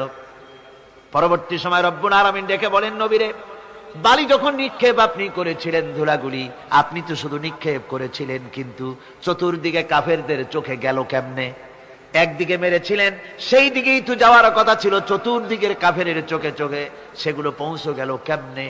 ওয়ামা রামাইতা ইদ রামাইতা ওয়ালাকিন্নাল্লাহ রামা। আপনি নিক্ষেপ করেন নাই। যখন আপনি নিক্ষেপ করেছিলেন, আপনি তো শুধু বালুকণা ছেড়েছেন, আর ওই বালুকণাগুলি ঘরের চতুর্দিকে সব কাফেরদের চোখে পৌঁছবার দায়িত্ব আমার কুদরত গ্রহণ করেছিল। আমার ভাইয়েরা, নবীজি বিপদে, এতগুলি শত্রু তরবারি নিয়ে তিনি বিপদে ধৈর্য হারা হন নাই। আস্তে করে ঘরের থেকে বেরিয়ে হযরত আবু বকরের বাড়িতে গিয়ে হাজির। দরজায় গিয়ে আওয়াজ দিলেন, আবু বকর। অমনি দরজা খুলে গেল। লাব্বাইক ওয়া সাদাইক। হুজুর বলেন, আবু বকর রে, একটা ডাকে কেমনে সাড়া দিলে? তুমি কি ঘুমাইছিলে না? হযরত আবু বকর বলেন, হুজুর আপনি বলেছেন আমাকে নিয়ে হিজরত করবেন। আমি মনে মনে চিন্তা করেছি, না জানি কত রাত্রে নবীজি আসেন, উঠতে যদি আমার দেরি হয়ে যায়, নবীজি যদি দরজার কাছে দাঁড়ায় দাঁড়ায় আমারে ডাকাডাকি করে, আর আমি যদি ঘুমায় থাকি, তাহলে আল্লাহর নবীর সঙ্গে বেয়াদবি হয়ে যাবে। এই মনে করে বিছানায় না ঘুমাইয়া আপনার গলার আওয়াজ শোনার জন্য এই দরজার সঙ্গে পিঠ লাগাইয়া লাগাইয়া দাঁড়াইয়া ঘুমাচ্ছিলাম। আল্লাহর নবী হযরত আবু বকরকে সঙ্গে করে নিয়ে চললেন মদিনার দিকে। উল্টা পথে রওনা করলেন। বারবার কাবা শরীফের দিকে তাকাতে লাগলেন।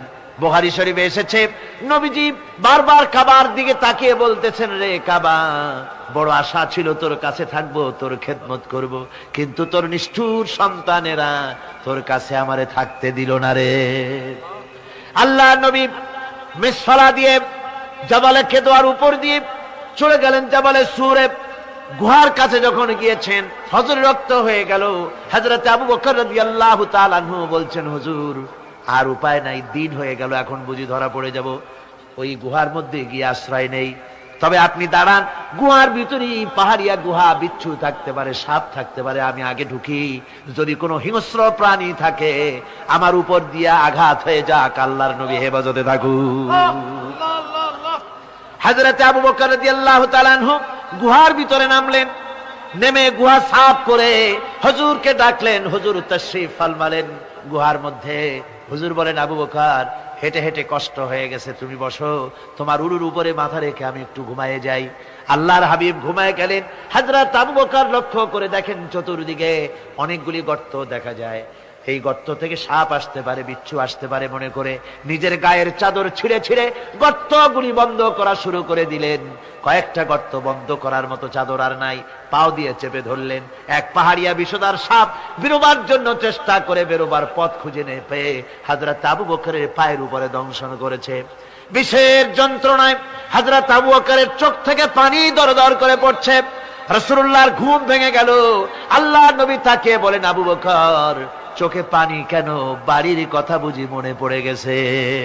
হযরত আবু বকর বলেন, ইয়া রাসূলুল্লাহ, আল্লাহর নামে কসম করে বলি, যেই দিন আমি ঈমান এনেছি ওই দিন থেকে আমার মা বাপ, আমার কোলে আমার সন্তান, আমার স্ত্রী, আমার জায়গা জমি ঘর বাড়ি, এমনকি আমার নিজের আত্মার চাইতে হুজুর আপনারে ভালোবাসি বেশি। তাহলে কাঁদো কেন? হযরত আবু বকর বলেন, হুজুর বাড়ির জন্য কাঁদি না, ছেলে পেলের জন্য কাঁদি না, সাপে দংশন করেছে, যন্ত্রণায় কাঁদতেছি। আল্লাহ নবী সঙ্গে সঙ্গে মুখ থেকে থুতু বার করে যন্ত্রণার জায়গায় লাগাই দিলেন। সঙ্গে সঙ্গে যন্ত্রণা বন্ধ হয়ে গেল। হুজুর বললেন, আবু বকর, প্রথম যখন তোমার এই আঘাত করেছিল সাপে, আমাকে কেন তাড়াতাড়ি বলো নাই? এতক্ষণ তো তোমার কষ্ট হতো না। হযরত আবু বকর বলেন, ইয়া রাসূলুল্লাহ, ওটা তো সাপে কাটার যন্ত্রণা, ওই যন্ত্রণায় আমার রক্ত জ্বলতেছে, যন্ত্রণায় যন্ত্রণায় আমার কলেজাটা যদি ফেটেও যেত। আল্লাহর হাবিব আরাম ফরমাচ্ছিলেন, আমি তাকে আরামে বিঘ্ন ঘটাতে পারতাম না। আমার ভাইয়েরা, হযরত আবু বকর, হযরত রাসূল দুজন বসে আছেন। এমনি সময় কাফের বেঈমানেরা খুঁজতে খুঁজতে জায়গা মতো এসে গেছে। একজনে বলে ভিতরে আছে, আর একজনে বলে নাই। পায়ের যদি থাকবে তাহলে মাকড়সায় জাল বুনালো কি করে, পাখি ডিম পেড়ে বসে আছে কি করে, তাদের সন্দেহ হতে লাগলো। এর মধ্যে নাই, একজন বলে আছে আর একজন বলে নাই। হযরত আবু বকর ভয়ের চোটে কেঁদে ফেলেছেন, হুজুর আর উপায় নাই। এই যে অবস্থা, এই অবস্থার ভিতরে, এই অবস্থার ভেতরেও আল্লাহ নবী এতটুকু ঘাবড়ে যান নাই। শত্রুরা তরবারি নিয়ে এসেছে, সুযোগ পেলেই একটু তাকালেই দেখতে পাবে, তুলে মেরে ফেলে দেবে। আল্লাহর হাবিব মোটেই ধৈর্য হারালেন না, এতটুকুন হতাশ হলেন না। আল্লাহ পাকের হাবিব তার সাথীকে কি বললেন, তখন কোরআনে কারীম সূরা তাওবার মধ্যে আল্লাহ তা উদ্ধৃত করেছেন মুমিনদের জন্য, ইযহুমা ফিল গার ইয ইয়াকুলু লিসাহিবিহি লা তাহজান ইন্নাল্লাহা মা'ানা। ও আমার সাথী, ও বন্ধু, ভয় করো না, চিন্তা করো না, আমরা মাইনরিটি নই, আমরাই মেজরিটি। তার কারণ আল্লাহ আমাদের সাথে আছেন। সুবহানাল্লাহ। রাসূলুল্লাহ সাল্লাল্লাহু আলাইহি ওয়াসাল্লাম অত্যন্ত সাদাসিধে জীবন যাপন করতেন। হিজরত করে মদিনায় গিয়ে ইসলামী রাষ্ট্র কায়েম করার পরও তার দায়িত্বটা কাটেনি। হাদিসে এসেছে সে কথা। হযরত আবু হুরায়রা রাদিয়াল্লাহু তাআলা আনহু বলেন, আমি রাসূলুল্লাহর কাছে গেলাম, হুজুরকে গিয়ে সালাম করলাম। আল্লাহর নবী সালামের জবাব দিলেন, কিন্তু দেখতে পেলাম মুখ নড়ে, আওয়াজ বেরোলো না। কারণ কি? কাছে গিয়ে দেখি নবীজি ক্ষুধার যন্ত্রণায় কথা বলতেছেন, আওয়াজ বেরোতেছে না। এত ক্ষুধা লেগেছে আল্লাহর নবীর। 2-4 দিন চলে গেছে, খাবার নাই। রাসূলুল্লাহ সমস্ত গনিমতের মাল, যাকাত সদকার মালগুলি, খাদ্য দ্রব্যগুলি দুহাতে বিতরণ করেছেন। নিজের পেটে খাবার নাই, মানুষকে দিতেছেন। দিতে দিতে এশার নামাজ পড়ে নবীজি ঘরের মধ্যে প্রবেশ করে হযরত আয়েশা সিদ্দিকা রাদিয়াল্লাহু তাআলা আনহাকে ডেকে বলেন, আয়েশা রে, সারাদিন কষ্ট করেছি, দারুণ ক্ষুধা লেগেছে, তাড়াতাড়ি করে কিছু খাবার আমারে এনে দাও। হযরত আয়েশা হুজুরের ক্ষুধার্ত শ্রান্ত ক্লান্ত চেহারার দিকে তাকাইয়া হযরত আয়েশা কেঁদে ফেলেছেন। হযরত মা আয়েশা কাঁদেন আর বলেন, ইয়া রাসূলুল্লাহ, আল্লাহর নামের কসম করে বলি, আমি আয়েশার ঘরে কোনো পানি ছাড়া কোনো খাবার নাই। এই ছিল রাসূলের আদর্শ। হাদিস শরীফে এসেছে, আল্লাহর নবী বলেন, তোমরা যদি রাষ্ট্রীয় ক্ষমতায় যাও, বাড়ি না থাকলে সরকারি খরচ একটা বাড়ি নিতে পারো। তোমার যদি যানবাহন না থাকে, সরকারি খরচে যানবাহন নিতে পারো। ছেলে মেয়ের কাপড় চোপড়, লেখাপড়া, শিক্ষা, চিকিৎসার জন্য যদি না থাকে, তাহলে তুমি সরকার থেকে নিতে পারো। কিন্তু এর থেকে এক চুল পরিমাণ যদি পাও বাড়াও, সরকারের মাল জনগণের মাল, এর থেকে প্রয়োজনের বাইরে যদি তুমি নিজের জন্য নিতে থাকো, কিয়ামতের দিন আল্লাহর দরবারে চোরের কাতারে তোমারে দাঁড়ানো লাগবে। দুনিয়ায় যত সম্মান পাও না কেন, কিয়ামতে আল্লাহর দরবারে কিসের কাতারে দাঁড়াবে? চোরের কাতারে দাঁড়াতে হবে। রাসূল পাক সাল্লাল্লাহু আলাইহি ওয়াসাল্লাম এমন এক সমাজ কায়েম করেছিলেন। আমার হতাশাগ্রস্ত ছাত্ররা, যেসব ছাত্ররা সমাজতন্ত্র তোমরা করো, যারা সমাজতন্ত্র করতে হতাশাগ্রস্ত হয়েছে, এখন যাব কোথায় বলে হতাশ হয়ে গিয়েছো তোমরা, আমরা তোমাদেরকে দাওয়াত দেই, কোরআনের মাহফিল থেকে দাওয়াত দেই, ফিরে আসো। হতাশ হওয়ার কোনো কারণ নাই। লেনিন মরার, ও মরে গেছে। কার্ল মার্কস মরার, মরে গেছে, পচে গেছে, গলে গেছে, দুনিয়া থেকে শেষ হয়ে গিয়েছে। আল্লাহর নবীর নেতৃত্ব, সূর্য যতদিন উঠবে আর ডুববে, নবীজির নেতৃত্ব শেষ হবে না।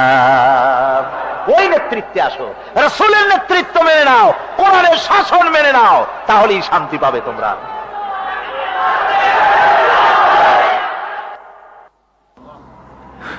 আল্লাহর নবী দুপুরে আরাম করতেছিলেন। হযরত ওমর বলেন, আমি দেখতে গিয়েছিলাম রাসূলুল্লাহকে, আমি যাই সালাম দিলাম, হুজুর উঠে বসলেন। আমি দেখি খেজুরের পাতা দিয়া বুনানো দড়ি, সেই দড়ি দিয়া বুনানো খাটিয়া এখনো মক্কা মদিনায় আছে, যারা হজ করতে গেছেন দেখেছেন। ওই দড়ি দিয়া বুনানো খাটিয়া, ওর উপরে তোশক নাই, বিছানার চাদর নাই, নিজের হাত মোবারক মাথার তলে দিয়া রাসূল শুয়ে আছেন। ওমরকে দেখে হুজুর উঠে বসলেন। ওমর বলেন, আমি রাসূলের পিঠের দিকে তাকায় দেখি দড়িগুলোর দাগ কেটে আছে। আমি সহ্য করতে পারলাম না। আমি শিশুর মতো ডুকরে কেঁদে উঠলাম, বললাম, ইয়া রাসূলুল্লাহ, এই পৃথিবীর কাফির বেঈমানেরা এত শান্তি করলো দুনিয়ায়, আর আল্লাহর হাবিবের পিঠে দড়ির দাগ বরদাস্ত করতে পারছি না। আপনি আমার অনুমতি দেন, একটা তোশক আপনার জন্য বানায় দেই। হুজুর আমার বলেন, ওমর রে, শোনো, দুনিয়ায় শান্তি করার জন্য আমি আসি নাই। আমি যদি হুকুম করি উহুদ পাহাড় আমার জন্য সোনায় পরিণত হয়ে যা, উহুদ পাহাড়টা আমার জন্য সোনা হয়ে যেতে পারে। আমি দুনিয়ায় শান্তির জন্য আসি নাই, এসেছি মানবতার মুক্তির জন্য, পৃথিবীর মানুষগুলিকে বাঁচাতে এসেছি। সাদা কালো মানুষের ব্যবধান দূর করতে এসেছি। রাসূলুল্লাহ নারীর অধিকার দিলেন, সাদা কালো মানুষের ব্যবধান দূর করে দিলেন। পাহাড় সমান উঁচা সাদা কালো মানুষের অধিকারকে প্রতিষ্ঠিত করলেন, বললেন মানুষে মানুষে কোনো পার্থক্য নাই। আরবের উপরে অনারবের, অনারবের উপরে আরবের, ভাষার, সাদার উপরে কালোর, কালোর উপরে সাদার, কোন বর্ণ বৈষম্য ইত্যাদি দিয়ে মানুষের ফজিলত হয় না। মানুষের মর্যাদা বাড়ে। ইন্না আকরামাকুম ইনদাল্লাহি আতকাকুম। মানুষের মধ্যে মর্যাদা তোমাদের মধ্যে আল্লাহর কাছে তার যে ব্যক্তি তোমাদের মধ্যে আল্লাহকে বেশি ভয় করে। সুবহানাল্লাহ কোন, সুবহানাল্লাহ কোন। আমার ভাইয়েরা, নবীজি মদিনা মুনাওয়ারায় ইসলামী রাষ্ট্রের রাষ্ট্রপ্রধান হয়েছেন। আজ বাজারে যেতেছেন, যাওয়ার সময় ডেকে ডেকে বলেন, বিধবাদের বাড়ির সামনে দিয়ে যায়, তোমাদের বাজার লাগবে নাকি? এতিমের বাড়ির সামনে থেকে যায়, তোমাদের বাজার লাগবে নাকি? আমারে বলো, আমি বাজার করে এনে দেব। নিজের পেটে খাবার নাই, দুয়ারে দুয়ারে খাবার পৌঁছে গেছে, খাবারের অভাব নাই, মানুষ খাওয়া পেয়েছে, পড়া পেয়েছে, চুরি ডাকাতি বন্ধ হয়ে গেছে। হুজুর বলেন, খায়রুল কুরুনে কারনি, সর্বশ্রেষ্ঠ যুগ আমার যুগ। সুদ বন্ধ হয়ে গেল। রাসূলুল্লাহ বললেন, সুদ আর চলবে না, হারাম। সুদ বন্ধ হয়ে গেল। হুজুর ব্যাংক চালু করে দিলেন। ব্যাংকের নাম হলো বাইতুল মাল। কি নাম হলো? এই ব্যাংক যেদিন রাসূলুল্লাহ উদ্বোধন করেন, আল্লাহর নবী বাইতুল মাল ব্যাংক উদ্বোধনের দিনে যে বক্তৃতা করলেন, বুখারীতে সেই বক্তৃতা লেখা হয়ে গেল। আল্লাহর নবী বলেন, মান তারাকা দায়নান আও দিয়ান ফালাইয়া। আমার এই রাষ্ট্রের ভিতরে কোন মানুষ যদি ঋণগ্রস্ত অবস্থায় মারা যায় আর ঋণ পরিশোধ করার মতো অর্থ যদি তার কাছে না থাকে, তাহলে তার ঋণ পরিশোধের দায়িত্ব, তার বিধবা স্ত্রী আর তার এতিম বাল বাচ্চার সব দায়িত্ব আমি মুহাম্মদ সাল্লাল্লাহু আলাইহি ওয়াসাল্লাম আমার কাঁধের উপরে উঠাইয়া নিলাম। এমন সুন্দর রাষ্ট্র চালু হয়ে গেছে, মানুষ খাবার পেয়েছে, পড়ার পেয়েছে। বুড়োরা যাদের কাজ নাই, বুড়ো মানুষ কাজ করতে পারে না, তারা বসে বসে খাবারের ব্যবস্থা হয়ে গেছে। যুবকদের চাকরি হয়ে গেছে, বেকার কেউ আর বেকার নাই, সব কাজে ব্যস্ত হয়ে গেছে, মানুষের কাছে কাজ মিলেছে। কৃষক তাদের উৎপাদিত পণ্যের সঠিক মূল্য পাচ্ছে, শ্রমিক শ্রমের মর্যাদা পাচ্ছে, শ্রমিক মর্যাদা পাচ্ছে।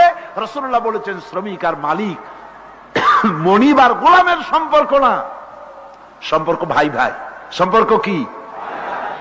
শ্রমিকের মর্যাদা রাসূলুল্লাহ এভাবে দিলেন, নিজে শ্রম দিলেন। মদিনার 8 বছর চলে যাওয়ার পর হযরত আয়েশা রাসূলুল্লাহকে দেখলেন মাজা কুজা। হযরত আয়েশা বলেন, হুজুর মাজাটা কুজা কেন? বয়সের কারণে হলো নাকি? হুজুর বলেন, না, বয়সের কারণে হয় নাই। এই মদিনার চতুর্দিকে কাফির বেঈমানেরা যখন মদিনাকে আক্রমণ করেছিল, আমি তখন মদিনার চতুর্দিকে খন্দক পরিখা খনন করেছিলাম, 3 মাইল লম্বা, 15 ফিট গভীর, 30 ফিট চওড়া। সাহাবীরা মাটি কেটেছে, আমি মাটি বহন করেছি, আবার আমি মাটি কেটেছি, সাহাবীরা মাটি কেটেছে। মাটি কেটে আর মাটির ঝুড়ি বহন করে করে কোমরে যে বেদনা হয়েছিল, আজ পর্যন্ত সেই বেদনা সেরে যায় নাই। এই হলো আমার রাসূল, এ হলো বিশ্ব নবী। কি নবী? সিল্লা এখন কি নবী?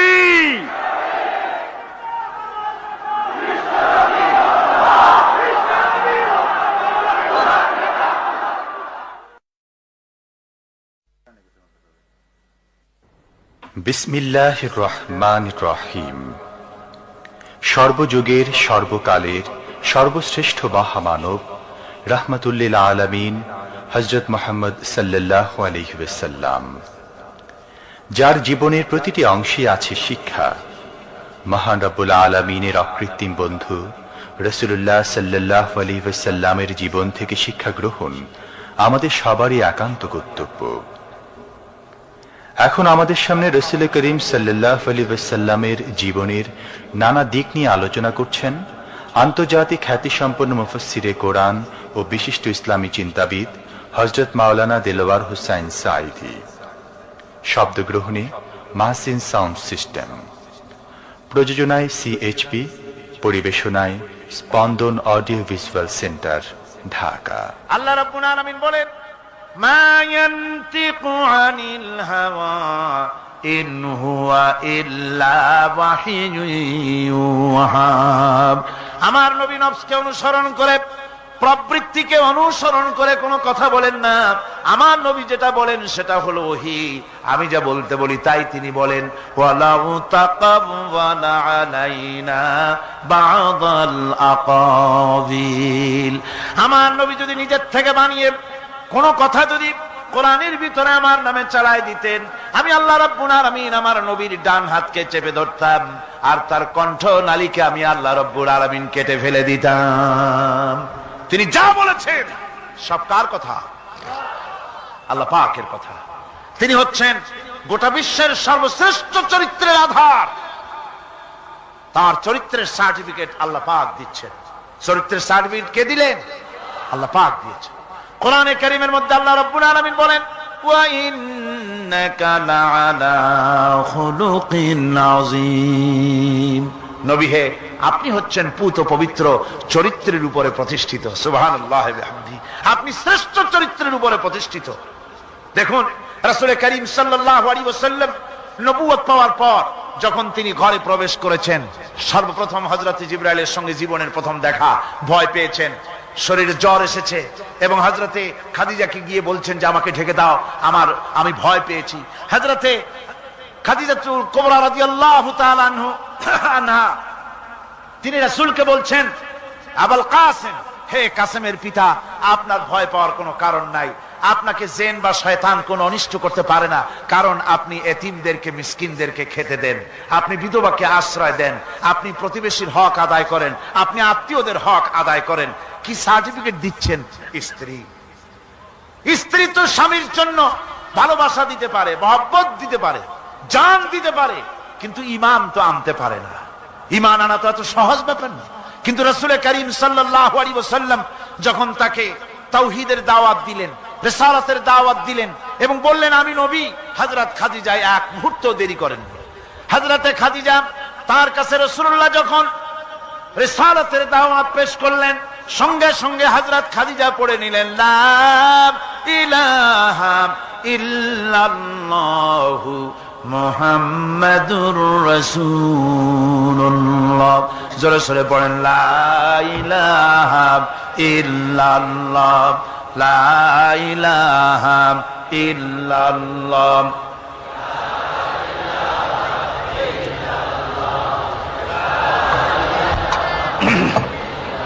মহব্বতের সাথে জোরে সোরে পড়েন, লা ইলাহা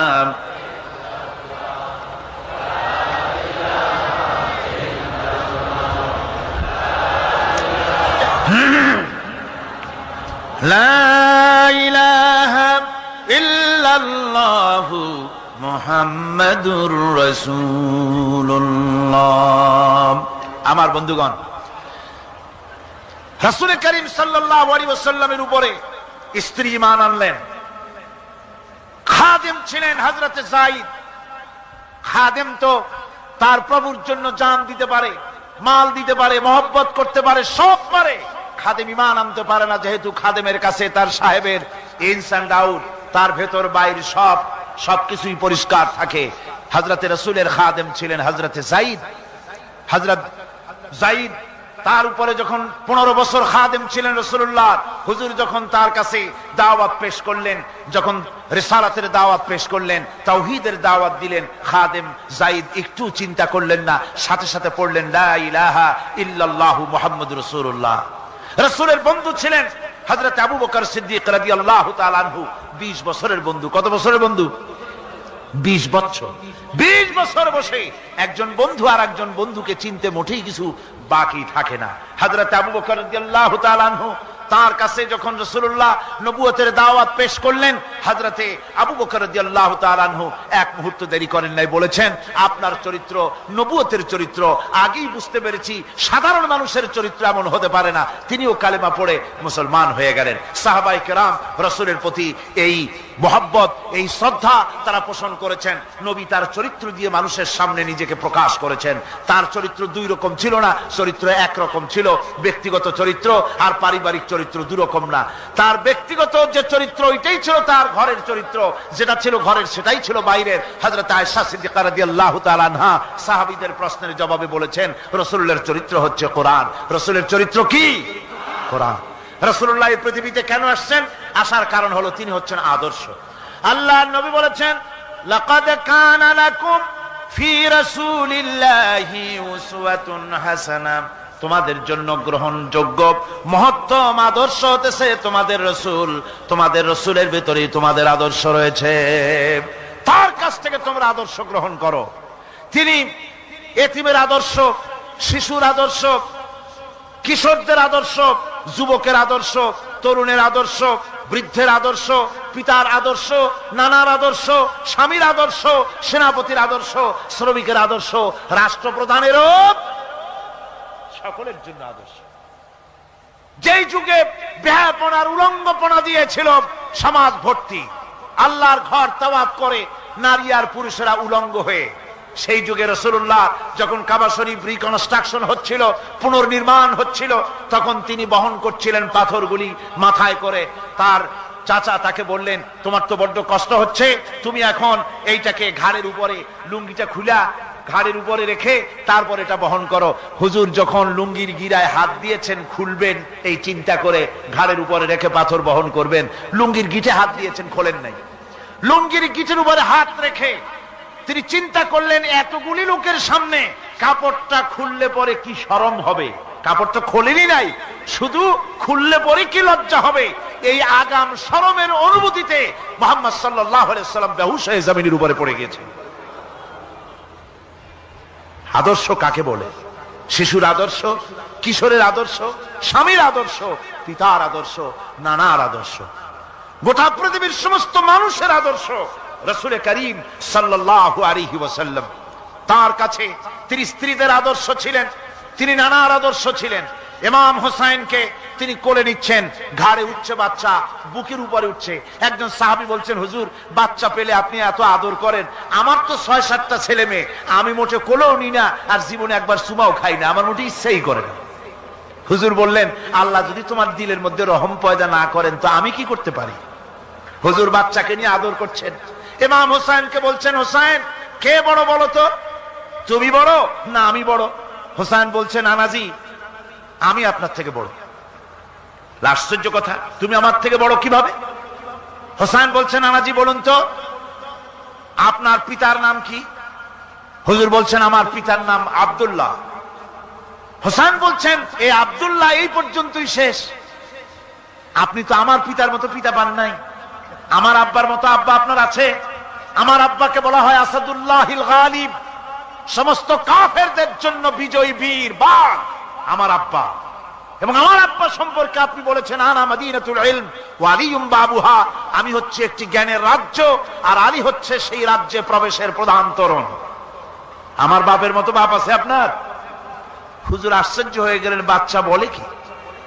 হোসেন বলছেন, নানাজি এবার কোন তো দেখি, এবার বলুন তো দেখি আপনার মায়ের নাম কি? হুজুর বলছেন, আমার মায়ের নাম আমেনা। হযরত হোসেন বলছেন, এই আমেনা পর্যন্তই শেষ, কয়জনে চিনবে কর? আমার মায়ের মতো একটা মা আপনার আছে? আমার মায়ের মতো একটা মা আপনি পেয়েছেন? আমার মাকে চেনেন? আমার মা হচ্ছেন জান্নাতের সাইয়্যিদাতুন নিসা, জান্নাতের সমস্ত মহিলাদের সরদারিনী আমার মা ফাতিমাতুজ জাহরা রাদিয়াল্লাহু তাআলা আনহা। আমার মায়ের মতো একটা মা আপনি পেয়েছেন? হোসেন বলছেন, নানাজি আরো বলবো নাকি? কয় হ্যাঁ বলো। বলছেন, নানাজি এবার কোন তো দেখি আপনার নানার নাম কি? হুজুর বলছেন, আমার নানার নাম আব্দুল ওয়াহাব। হোসেন বলছেন, এবার আপনি মানুষের কাছে জিজ্ঞেস করেন কয়জন এই আব্দুল ওয়াহাব রয়েছেন? আপনি কি আমার নানার মতো একটা নানা পেয়েছেন? আমার নানাকে আপনি জানেন? আমার নানা সাইয়্যিদুল মুরসালিন, আশরাফুল আম্বিয়া, রাহমাতুল লিল আলামিন, বিশ্বনবী জনাবে মুহাম্মদ রাসূলুল্লাহ সাল্লাল্লাহু আলাইহি ওয়াসাল্লাম।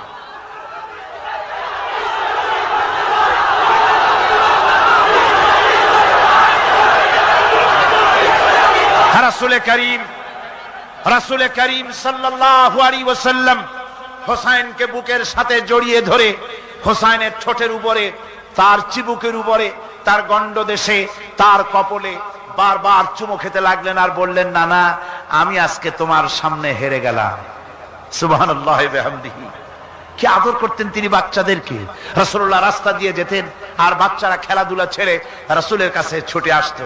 একবার তো রাসূলুল্লাহ একটা বাচ্চার মাথায় হাত বুলিয়ে খেলা ছেড়ে দিয়ে ছুটে আসছে। হুজুর তাকে জিজ্ঞেস করলেন, তোমার সাথে যে পাখিটা থাকতো সেই লাল পাখিটা কই? ছেলে তো কেঁদে ফেললো। ছেলে বলে ফেললো যে আপনি বিশ্বনবী, আমি একটা ছোট্ট মানুষ, আমার পাখির খবর আপনি রাখেন। সুবহানাল্লাহ বিহামদিহি। রাসূলুল্লাহ তার চরিত্র দিয়ে মানুষকে জয় করেছিলেন, মহব্বত দিয়ে। তরবারি দিয়ে ইসলাম প্রতিষ্ঠিত হয় নাই, ইসলাম এসেছে মহব্বত দিয়ে, উদারতা দিয়ে, ভালোবাসা দিয়ে। তরবারি দিয়ে ইসলাম বিজয় হয় নাই পৃথিবীর বুকে। পিতামাতার প্রতি ভালোবাসা ইসলামের এক মহান শিক্ষা, যা দেখতে পাওয়া যায় রাসূলুল্লাহ সাল্লাল্লাহু আলাইহি ওয়াসাল্লামের চরিত্রে। আল্লাহ রাব্বুল আলামিন বলেন, ওয়াকুল লাহুমা কাওলান কারীমা। মা বাবার সঙ্গে সম্মানজনক কথা বলো, খবরদার বেয়াদবি করবে না। আর মা বাপের জন্য, তাদের জন্য আমি আল্লাহ রাব্বুল আলামিনের কাছে দোয়া করো, রব্বিরহামহুমা কামা রাব্বায়ানি সাগীরা। পড়েন সবাই, রব্বিরহামহুমা কামা রাব্বায়ানি সাগীরা। আল্লাহ রাব্বুল আলামিন শিখাই দিলেন, বান্দারে তোর মা বাপের জন্য আমার কাছে দোয়া কর, আয় আল্লাহ আমার মা বাপ যেমন ছোট্টবেলায় আমাকে স্নেহের কোলে লালন পালন করেছে, মাবুদ গো আমার মা বাপকে তোমার রহমতের কোলে লালন পালন করো। আল্লাহ শিখাই দিচ্ছে। হাদিস শরীফ এসেছে, হুজুর বসে আছেন মসজিদে নববীতে, সাহাবায়ে কেরাম বসা। এক বৃদ্ধা মহিলা প্রবেশ করেছেন মসজিদে, হুজুর তাকে দেখে দাঁড়ায় গেলেন। মহিলা আসার পর নবীজি নিজের গায়ের চাদর বিছিয়ে দিলেন। মহিলা চলে যাওয়ার পর সাহাবায়ে কেরাম জিজ্ঞেস করলেন, হুজুর একজন সাধারণ মেয়ে লোকের জন্য হুজুর নিজের চাদর বিছাইলেন, বুঝলাম না ফজিলত কি, চিনলাম না মেয়ে লোকটাকে। হুজুর বলেন, সাহাবীরা চাদর তো ভালো, হক তো আদায় করতে পারি নাই, চিনতে পারো নাই, তোমরা বুঝতে পারো নাই। আমি দুনিয়া আসার পর আমার মায়ের দুধ আমার কিসমতে তেমন হয় নাই, আমি আমার মায়ের যত্ন তেমন পাই নাই, স্নেহ আদর তেমন পাই নাই। যার বুকের দুধ খাইয়া, যার কোলে কাখে চড়ে আমি বড় হয়েছি, ইনি আমার সেই দুধ মা হযরতে হালিমাতুস সাদিয়া। বন্ধুরা, মা যদি বেঁচে থাকে, রাত্রে বাড়ি গিয়ে পায়ে ধরুন, বলেন মা অন্যায় করেছি, জীবনে বহু বেয়াদবি করেছি, আমারে মাফ করে দাও। বিশ্বাস করুন, মা বাপের যদি খেদমত করেন, মা বাপ যদি রাজি থাকে, রিজকে, খাদ্যে, টাকায়, ইজ্জতে জীবনেও কষ্ট হবে না। বিপদে অবিচলতার মূর্ত প্রতীক বিশ্বনবী মুহাম্মদ সাল্লাল্লাহু আলাইহি ওয়াসাল্লাম। সর্ব অবস্থায় আল্লাহর উপর ভরসা করে ধৈর্য ধরার ক্ষেত্রে তিনি স্থাপন করেছিলেন এক অনন্য দৃষ্টান্ত। হিজরতের ঘটনা তার প্রকৃষ্ট উদাহরণ। আমার ভাইয়েরা, বিপদে অবিচলতা আমাদেরকে পয়গম্বরেরা শিক্ষা দান করেছেন। আমরা দেখতে পেয়েছি বিশ্বনবী জনাবে মুহাম্মদুর রাসূলুল্লাহ সাল্লাল্লাহু আলাইহি ওয়াসাল্লাম হিজরতের রাত, কাফেররা চতুর্দিকে দাঁড়ানো। হযরত জিবরাইল এসে বলেন, ইয়া রাসূলুল্লাহ, হে কাফেররা চতুর্দিকে ঘিরে দাঁড়িয়েছে, গভীর রাত, এখন হাতে তাদের তরবারি, সকাল হলে পরেই তারা আপনাকে মেরে ফেলে দিবে, তাড়াতাড়ি ওঠেন, মদিনার দিকে চলে যান। আল্লাহ নবী ঘুমের থেকে জেগে হযরত আলীকে ডেকে বলেন, আলী, আল্লাহ অর্ডার করেছেন আমি মদিনায় চললাম, আমার বিছানার পরে আমার চাদর গায়ে দিয়ে শুয়ে থাকো। হযরত আলী বলেন, আল্লাহর হাবিব, আপনার চাদর গায়ে দিয়ে ঘুমিয়ে থাকবো, সকালবেলায় কাফির বেঈমানেরা আপনার বিছানার পরে আপনার চাদর গায়ে দেওয়া অবস্থায় আমি আলীকে তারা মুহাম্মদ মনে করবে, আর আমি আলীকে নবী মনে করে তারা তাদের তরবারি দিয়া কেটে কেটে টুকরা টুকরা করে আমারে বিদায় করে দেবে দুনিয়া থেকে। এতটুকুনো পরোয়া করি না, বরং আমার দিলের মধ্যে এটাই তৃপ্তি থাকবে যে আমি আলীর জীবনের বিনিময় আল্লাহর হাবিব দুনিয়ায় বেঁচে আছেন। নবীজি ঘরের থেকে বেরোলেন, চতুর্দিকে কাফেররা দাঁড়ানো। আল্লাহ নবী হাতে এক মুষ্টি বালু হাতে নিয়ে শাহাতেল ওযু পড়ে 3 বার দম করে বালুগুলো ছেড়ে দিলেন। বালিগুলি ঘরের চতুর্দিকে কাফেরদের চোখে চলে গেল। পরবর্তী সময় রব্বুল আলামিন ডেকে বলেন, নবীরে বালি যখন নিক্ষেপ আপনি করেছিলেন, ধুলাগুলি আপনি তো শুধু নিক্ষেপ করেছিলেন, কিন্তু চতুর্দিকে কাফেরদের চোখে গেল কেমনে? একদিকে মেরেছিলেন, সেই দিকেই তো যাওয়ার কথা ছিল, চতুর্দিকের কাফেরের চোখে চোখে সেগুলো পৌঁছে গেল কেমনে? ওয়ামা রামাইতা ইদ রামাইতা ওয়ালাকিন্নাল্লাহ রামা। আপনি নিক্ষেপ করেন নাই, যখন আপনি নিক্ষেপ করেছিলেন আপনি তো শুধু বালুকণা ছেড়েছেন, আর ওই বালুকণাগুলি ঘরের চতুর্দিকে সব কাফেরদের চোখে পৌঁছবার দায়িত্ব আমার কুদরত গ্রহণ করেছিল। আমার ভাইরা, নবীজি বিপদে, এতগুলি শত্রু তরবারি নিয়ে তিনি বিপদে ধৈর্য হারা হন নাই। আস্তে করে ঘরের থেকে বেরিয়ে হযরত আবু বকরের বাড়িতে গিয়ে হাজির। দরজায় গিয়ে আওয়াজ দিলেন আবু বকর, অমনি দরজা খুলে গেল। লাব্বাইক ওয়া সাদাইক। হুজুর বলেন, আবু বকর রে, একটা ডাকে কেমনে সাড়া দিলে? তুমি কি ঘুমাইছিলে না? হযরত আবু বকর বলেন, হুজুর আপনি বলেছেন আমাকে নিয়ে হিজরত করবেন, আমি মনে মনে চিন্তা করেছি, না জানি কত রাত্রে নবীজি আসেন, উঠতে যদি আমার দেরি হয়ে যায়, নবীজি যদি দরজার কাছে দাঁড়ায় দাঁড়ায় আমারে ডাকাডাকি করে, আর আমি যদি ঘুমায় থাকি, তাহলে আল্লাহর নবীর সঙ্গে বেয়াদবি হয়ে যাবে। এই মনে করে বিছানায় না ঘুমাইয়া আপনার গলার আওয়াজ শোনার জন্য এই দরজার সঙ্গে পিঠ লাগাইয়া লাগাইয়া দাঁড়াইয়া ঘুমাচ্ছিলাম। আল্লাহর নবী হযরত আবু বকরকে সঙ্গে করে নিয়ে চললেন মদিনার দিকে। উল্টা পথে রওনা করলেন। বারবার কাবা শরীফের দিকে তাকাতে লাগলেন। বুখারী শরীফে এসেছে, নবীজি বারবার কাবার দিকে তাকিয়ে বলতেছেন, রে কাবা, বড় আশা ছিল তোর কাছে থাকবো, তোর খেদমত করব, কিন্তু তোর নিষ্ঠুর সন্তানেরা তোর কাছে আমারে থাকতে দিল না রে। আল্লাহ নবী মিসফালা দিয়ে জাবালে কেদোয়ার উপর দিয়ে চলে গেলেন জাবালে সুরে। গুহার কাছে যখন গিয়েছেন, হযরত রক্ত হয়ে গেল। হযরত আবু বকর রাদিয়াল্লাহু তাআলা আনহু বলছেন, হুজুর আর উপায় নাই, দিন হয়ে গেল, এখন বুঝি ধরা পড়ে যাব, ওই গুহার মধ্যে গিয়ে আশ্রয় নেই। তবে আপনি দাঁড়ান, গুহার ভিতরেই পাহাড়িয়া গুহা, বিচ্ছু থাকতে পারে, সাপ থাকতে পারে, আমি আগে ঢুকি, যদি কোনো হিংস্র প্রাণী থাকে আমার উপর দিয়া আঘাত হয়ে যাক, আল্লাহর নবী হেফাজতে থাকুক। হযরত আবু বকর রাদিয়াল্লাহু তাআলা আনহু গুহার ভিতরে নামলেন। নেমে গুহা সাফ করে হুজুরকে ডাকলেন। হুজুর তাশরীফ ফরমালেন গুহার মধ্যে। হুজুর বলেন, আবু বকর, হেঁটে হেঁটে কষ্ট হয়ে গেছে, তুমি বসো, তোমার উরুর উপরে মাথা রেখে আমি একটু ঘুমায়ে যাই। আল্লাহর হাবিব ঘুমায় গেলেন। হযরত আবু বকর লক্ষ্য করে দেখেন চতুর্দিকে অনেকগুলি গর্ত দেখা যায়। এই গর্ত থেকে সাপ আসতে পারে, বিচ্ছু আসতে পারে মনে করে নিজের গায়ের চাদর ছিঁড়ে ছিঁড়ে গর্তগুলি বন্ধ করা শুরু করে দিলেন। কয়েকটা গর্ত বন্ধ করার মতো চাদর আর নাই, পাও দিয়ে চেপে ধরলেন। এক পাহাড়িয়া বিষধর সাপ বেরোবার জন্য চেষ্টা করে বেরোবার পথ খুঁজে না পেয়ে হযরত আবু বকরের পায়ের উপরে দংশন করেছে। বিষের যন্ত্রণায় হযরত আবু বকরের চোখ থেকে পানি দরদর করে পড়ছে।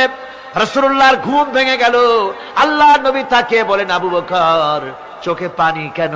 বাড়ির কথা বুঝি মনে পড়ে গেছে? হযরত আবু বকর বলেন, ইয়া রাসূলুল্লাহ, আল্লাহর নামে কসম করে বলি, যেই দিন আমি ঈমান এনেছি ওই দিন থেকে আমার মা বাপ, আমার কোলে আমার সন্তান, আমার স্ত্রী, আমার জায়গা জমি ঘর বাড়ি, এমনকি আমার নিজের আত্মার চাইতে হুজুর আপনারে ভালোবাসি বেশি। তাহলে কাঁদো কেন? হযরত আবু বকর বলেন, হুজুর বাড়ির জন্য কাঁদিনা, ছেলে পেলের জন্য কাঁদিনা, সাপে দংশন করেছে, যন্ত্রণায় কাঁদতেছি। আল্লাহ নবী সঙ্গে সঙ্গে মুখ থেকে থুতু বার করে যন্ত্রণার জায়গায় লাগাই দিলেন। সঙ্গে সঙ্গে যন্ত্রণা বন্ধ হয়ে গেল। হুজুর বললেন, আবু বকর, প্রথম যখন তোমার এই আঘাত করেছিল সাপে, আমাকে কেন তাড়াতাড়ি বলো নাই? এতক্ষণ তো তোমার কষ্ট হতো না। হযরত আবু বকর বলেন, ইয়া রাসূলুল্লাহ, ওটা তো সাপে কাটার যন্ত্রণা, ওই যন্ত্রণায় আমার রক্ত জ্বলতেছে, যন্ত্রণায় যন্ত্রণায় আমার কলেজাটা যদি ফেটেও যেত। আল্লাহর হাবিব আরাম ফরমাচ্ছিলেন, আমি তাকে আরামে বিঘ্ন ঘটাতে পারতাম না। আমার ভাইয়েরা, হযরত আবু বকর, হযরত রাসূল দুজন বসে আছেন। এমনি সময় কাফের বেঈমানেরা খুঁজতে খুঁজতে জায়গা মতো এসে গেছে। একজনে বলে ভিতরে আছে, আর একজনে বলে নাই। পায়ের যদি থাকবে তাহলে মাকড়সায় জাল বুনালো কি করে, পাখি ডিম পেড়ে বসে আছে কি করে, তাদের সন্দেহ হতে লাগলো। এর মধ্যে নাই, একজন বলে আছে আর একজন বলে নাই। হযরত আবু বকর ভয়ের চোটে কেঁদে ফেলেছেন, হুজুর আর উপায় নাই। এই যে অবস্থা, এই অবস্থার ভিতরে এই অবস্থার ভেতরেও আল্লাহ নবী এতটুকু ঘাবড়ে যান নাই। শত্রুরা তরবারি নিয়ে এসেছে, সুযোগ পেলেই একটু তাকালেই দেখতে পাবে, তুলে মেরে ফেলে দেবে। আল্লাহর হাবিব মোটেই ধৈর্য হারালেন না, এতটুকুন হতাশ হলেন না। আল্লাহ পাকের হাবিব তার সাথীকে কি বললেন? তখন কোরআনে কারীম সূরা তাওবার মধ্যে আল্লাহ তা উদ্ধৃত করেছেন মুমিনদের জন্য, ইযহুমা ফিল গার ইয ইয়াকুলু লিসাহিবিহি লা তাহজান ইন্নাল্লাহা মা'ানা। ও আমার সাথী, ও বন্ধু, ভয় করো না, চিন্তা করো না, আমরা মাইনরিটি নই, আমরাই মেজরিটি। তার কারণ আল্লাহ আমাদের সাথে আছেন। সুবহানাল্লাহ। রাসূলুল্লাহ সাল্লাল্লাহু আলাইহি ওয়াসাল্লাম অত্যন্ত সাদাসিধে জীবন যাপন করতেন। হিজরত করে মদিনায় গিয়ে ইসলামী রাষ্ট্র কায়েম করার পরও তার দায়িত্বতা কাটেনি। হাদিসে এসেছে সে কথা। হযরত আবু হুরায়রা রাদিয়াল্লাহু তাআলা আনহু বলেন, আমি রাসূলুল্লাহর কাছে গেলাম, হুজুরকে গিয়ে সালাম করলাম। আল্লাহর নবী সালামের জবাব দিলেন, কিন্তু দেখতে পেলাম মুখ নড়ে, আওয়াজ বেরোলো না। কারণ কি? কাছে গিয়ে দেখি নবীজি ক্ষুধার যন্ত্রণায় কথা বলতেছেন, আওয়াজ বেরোতেছে না। এত ক্ষুধা লেগেছে আল্লাহর নবীর। 2-4 দিন চলে গেছে, খাবার নাই। রাসূলুল্লাহ সমস্ত গনিমতের মাল, যাকাত সদকার মালগুলি, খাদ্য দ্রব্যগুলি দুহাতে বিতরণ করেছেন। নিজের পেটে খাবার নাই, মানুষকে দিতেছেন। দিতে দিতে এশার নামাজ পড়ে নবীজি ঘরের মধ্যে প্রবেশ করে হযরত আয়েশা সিদ্দিকা রাদিয়াল্লাহু তাআলা আনহাকে ডেকে বলেন, আয়েশা রে, সারাদিন কষ্ট করেছি, দারুণ ক্ষুধা লেগেছে, তাড়াতাড়ি করে কিছু খাবার আমারে এনে দাও। হযরত আয়েশা হুজুরের ক্ষুধার্ত শ্রান্ত ক্লান্ত চেহারার দিকে তাকাইয়া হযরত আয়েশা কেঁদে ফেলেছেন। হযরত মা আয়েশা কাঁদেন আর বলেন, ইয়া রাসূলুল্লাহ, আল্লাহর নামের কসম করে বলি, আমি আয়েশার ঘরে কোনো পানি ছাড়া কোনো খাবার নাই। এই ছিল রাসূলের আদর্শ। হাদিস শরীফে এসেছে, আল্লাহর নবী বলেন, তোমরা যদি রাষ্ট্রীয় ক্ষমতায় যাও, বাড়ি না থাকলে সরকারি খরচ একটা বাড়ি নিতে পারো। তোমার যদি যানবাহন না থাকে, সরকারি খরচে যানবাহন নিতে পারো। ছেলে মেয়ের কাপড় চোপড়, লেখাপড়া, শিক্ষা, চিকিৎসার জন্য যদি না থাকে, তাহলে তুমি সরকার থেকে নিতে পারো। কিন্তু এর থেকে এক চুল পরিমাণ যদি পাও বাড়াও, সরকারের মাল জনগণের মাল, এর থেকে প্রয়োজনের বাইরে যদি তুমি নিজের জন্য নিতে থাকো, কিয়ামতের দিন আল্লাহর দরবারে চোরের কাতারে তোমারে দাঁড়ানো লাগবে। দুনিয়ায় যত সম্মান পাও না কেন, কিয়ামতে আল্লাহর দরবারে কিসের কাতারে দাঁড়াবে? চোরের কাতারে দাঁড়াতে হবে। রাসূল পাক সাল্লাল্লাহু আলাইহি ওয়াসাল্লাম এমন এক সমাজ কায়েম করেছিলেন। আমার হতাশাগ্রস্ত ছাত্ররা, যেসব ছাত্ররা সমাজতন্ত্র তোমরা করো, যারা সমাজতন্ত্র করতে হতাশাগ্রস্ত হয়েছে, এখন যাব কোথায় বলে হতাশ হয়ে গিয়েছো তোমরা, আমরা তোমাদেরকে দাওয়াত দেই, কোরআনের মাহফিল থেকে দাওয়াত দেই, ফিরে আসো। হতাশ হওয়ার কোনো কারণ নাই। লেনিন মরার, ও মরে গেছে। কার্ল মার্কস মরার, মরে গেছে, পচে গেছে, গলে গেছে, দুনিয়া থেকে শেষ হয়ে গিয়েছে। আল্লাহর নবীর নেতৃত্ব, সূর্য যতদিন উঠবে আর ডুববে, নবীজির নেতৃত্ব শেষ হবে না। ওই নেতৃত্বে আসো, রাসূলের নেতৃত্ব মেনে নাও, কোরআনের শাসন মেনে নাও, তাহলেই শান্তি পাবে তোমরা।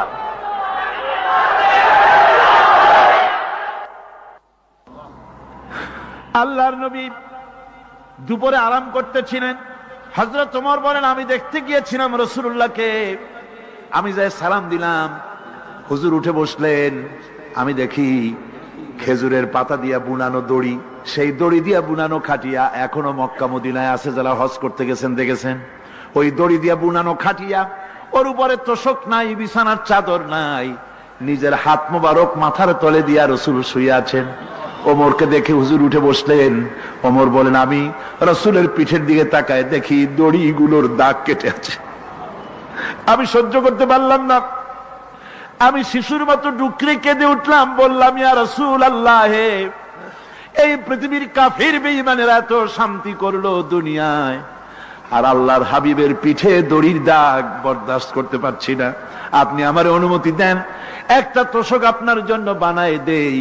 হুজুর আমার বলেন, ওমর রে, শোনো, দুনিয়ায় শান্তি করার জন্য আমি আসি নাই, আমি যদি হুকুম করি উহুদ পাহাড় আমার জন্য সোনায় পরিণত হয়ে যা, উহুদ পাহাড়টা আমার জন্য সোনা হয়ে যেতে পারে। আমি দুনিয়ায় শান্তির জন্য আসি নাই, এসেছি মানবতার মুক্তির জন্য। পৃথিবীর মানুষগুলিকে বাঁচাতে এসেছি, সাদা কালো মানুষের ব্যবধান দূর করতে এসেছি। রাসূলুল্লাহ নারীর অধিকার দিলেন, সাদা কালো মানুষের ব্যবধান দূর করে দিলেন। পাহাড় সমান উঁচা সাদা কালো মানুষের অধিকারকে প্রতিষ্ঠিত করলেন, বললেন মানুষে মানুষে কোনো পার্থক্য নাই। আরবের উপরে অনারবের, অনারবের উপরে আরবের, ভাষার, সাদার উপরে কালোর, কালোর উপরে সাদার, কোন বর্ণ বৈষম্য ইত্যাদি দিয়ে মানুষের ফজিলত হয় না। মানুষের মর্যাদা বাড়ে। ইন্না আকরামাকুম ইনদাল্লাহি আতকাকুম। মানুষের মধ্যে মর্যাদা তোমাদের মধ্যে আল্লাহর কাছে তার যে ব্যক্তি তোমাদের মধ্যে আল্লাহকে বেশি ভয় করে। সুবহানাল্লাহ কোন, সুবহানাল্লাহ কোন। আমার ভাইয়েরা, নবীজি মদিনা মুনাওয়ারায় ইসলামী রাষ্ট্রের রাষ্ট্রপ্রধান হয়েছেন। আজ বাজারে যেতেছেন, যাওয়ার সময় ডেকে ডেকে বলেন, বিধবাদের বাড়ির সামনে দিয়ে যায়, তোমাদের বাজার লাগবে নাকি? এতিমের বাড়ির সামনে থেকে যায়, তোমাদের বাজার লাগবে নাকি? আমারে বলো, আমি বাজার করে এনে দেব। নিজের পেটে খাবার নাই, দুয়ারে দুয়ারে খাবার পৌঁছে গেছে, খাবারের অভাব নাই, মানুষ খাওয়া পেয়েছে, পড়া পেয়েছে, চুরি ডাকাতি বন্ধ হয়ে গেছে। হুজুর বলেন খায়রুল কুরুনে কারনি, সর্বশ্রেষ্ঠ যুগ আমার যুগ। সুদ বন্ধ হয়ে গেল। রাসূলুল্লাহ বললেন সুদ আর চলবে না, হারাম। সুদ বন্ধ হয়ে গেল। হুজুর ব্যাংক চালু করে দিলেন। ব্যাংকের নাম হলো বাইতুল মাল। কি নাম হলো?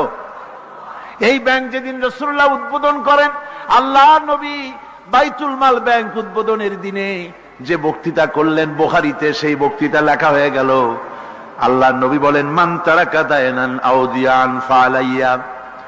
আমার এই রাষ্ট্রের ভিতরে কোন মানুষ যদি ঋণগ্রস্ত অবস্থায় মারা যায় আর ঋণ পরিশোধ করার মতো অর্থ যদি তার কাছে না থাকে, তাহলে তার ঋণ পরিশোধের দায়িত্ব, তার বিধবা স্ত্রী আর তার এতিম বাল বাচ্চার সব দায়িত্ব আমি মুহাম্মদ সাল্লাল্লাহু আলাইহি ওয়াসাল্লাম আমার কাঁধের উপরে উঠাইয়া নিলাম। এমন সুন্দর রাষ্ট্র চালু হয়ে গেছে, মানুষ খাবার পেয়েছে, পড়ার পেয়েছে। বুড়োরা যাদের কাজ নাই, বুড়ো মানুষ কাজ করতে পারে না, তারা বসে বসে খাবারের ব্যবস্থা হয়ে গেছে। যুবকদের চাকরি হয়ে গেছে, বেকার কেউ আর বেকার নাই, সব কাজে ব্যস্ত হয়ে গেছে, মানুষের কাছে কাজ মিলেছে। কৃষক তাদের উৎপাদিত পণ্যের সঠিক মূল্য পাচ্ছে, শ্রমিক শ্রমের মর্যাদা পাচ্ছে, শ্রমিক মর্যাদা পাচ্ছে। রাসূলুল্লাহ বলেছেন শ্রমিক আর মালিক মনিব আর গোলামের সম্পর্ক না, সম্পর্ক ভাই ভাই। সম্পর্ক কি? শ্রমিকের মর্যাদা রাসূলুল্লাহ এভাবে দিলেন, নিজে শ্রম দিলেন। মদিনার 8 বছর চলে যাওয়ার পর হযরত আয়েশা রাসূলুল্লাহকে দেখলেন মাজা কুজা। হযরত আয়েশা বলেন হুজুর মাজাটা কুজা কেন? বয়সের কারণে হলো নাকি? হুজুর বলেন না, বয়সের কারণে হয় নাই। এই মদিনার চতুর্দিকে কাফির বেঈমানেরা যখন মদিনাকে আক্রমণ করেছিল, আমি তখন মদিনার চতুর্দিকে খন্দক পরিখা খনন করেছিলাম, 3 মাইল লম্বা, 15 ফিট গভীর, 30 ফিট চওড়া। সাহাবীরা মাটি কেটেছে, আমি মাটি বহন করেছি, আবার আমি মাটি কেটেছি, সাহাবীরা মাটি কেটেছে। মাটি কেটে আর মাটির ঝুড়ি বহন করে করে কোমরে যে বেদনা হয়েছিল আজ পর্যন্ত সেই বেদনা সেরে যায় নাই। এই হলো আমার রাসূল, এ হলো বিশ্ব নবী। কি নবী? সিল্লা এখন কি নবী?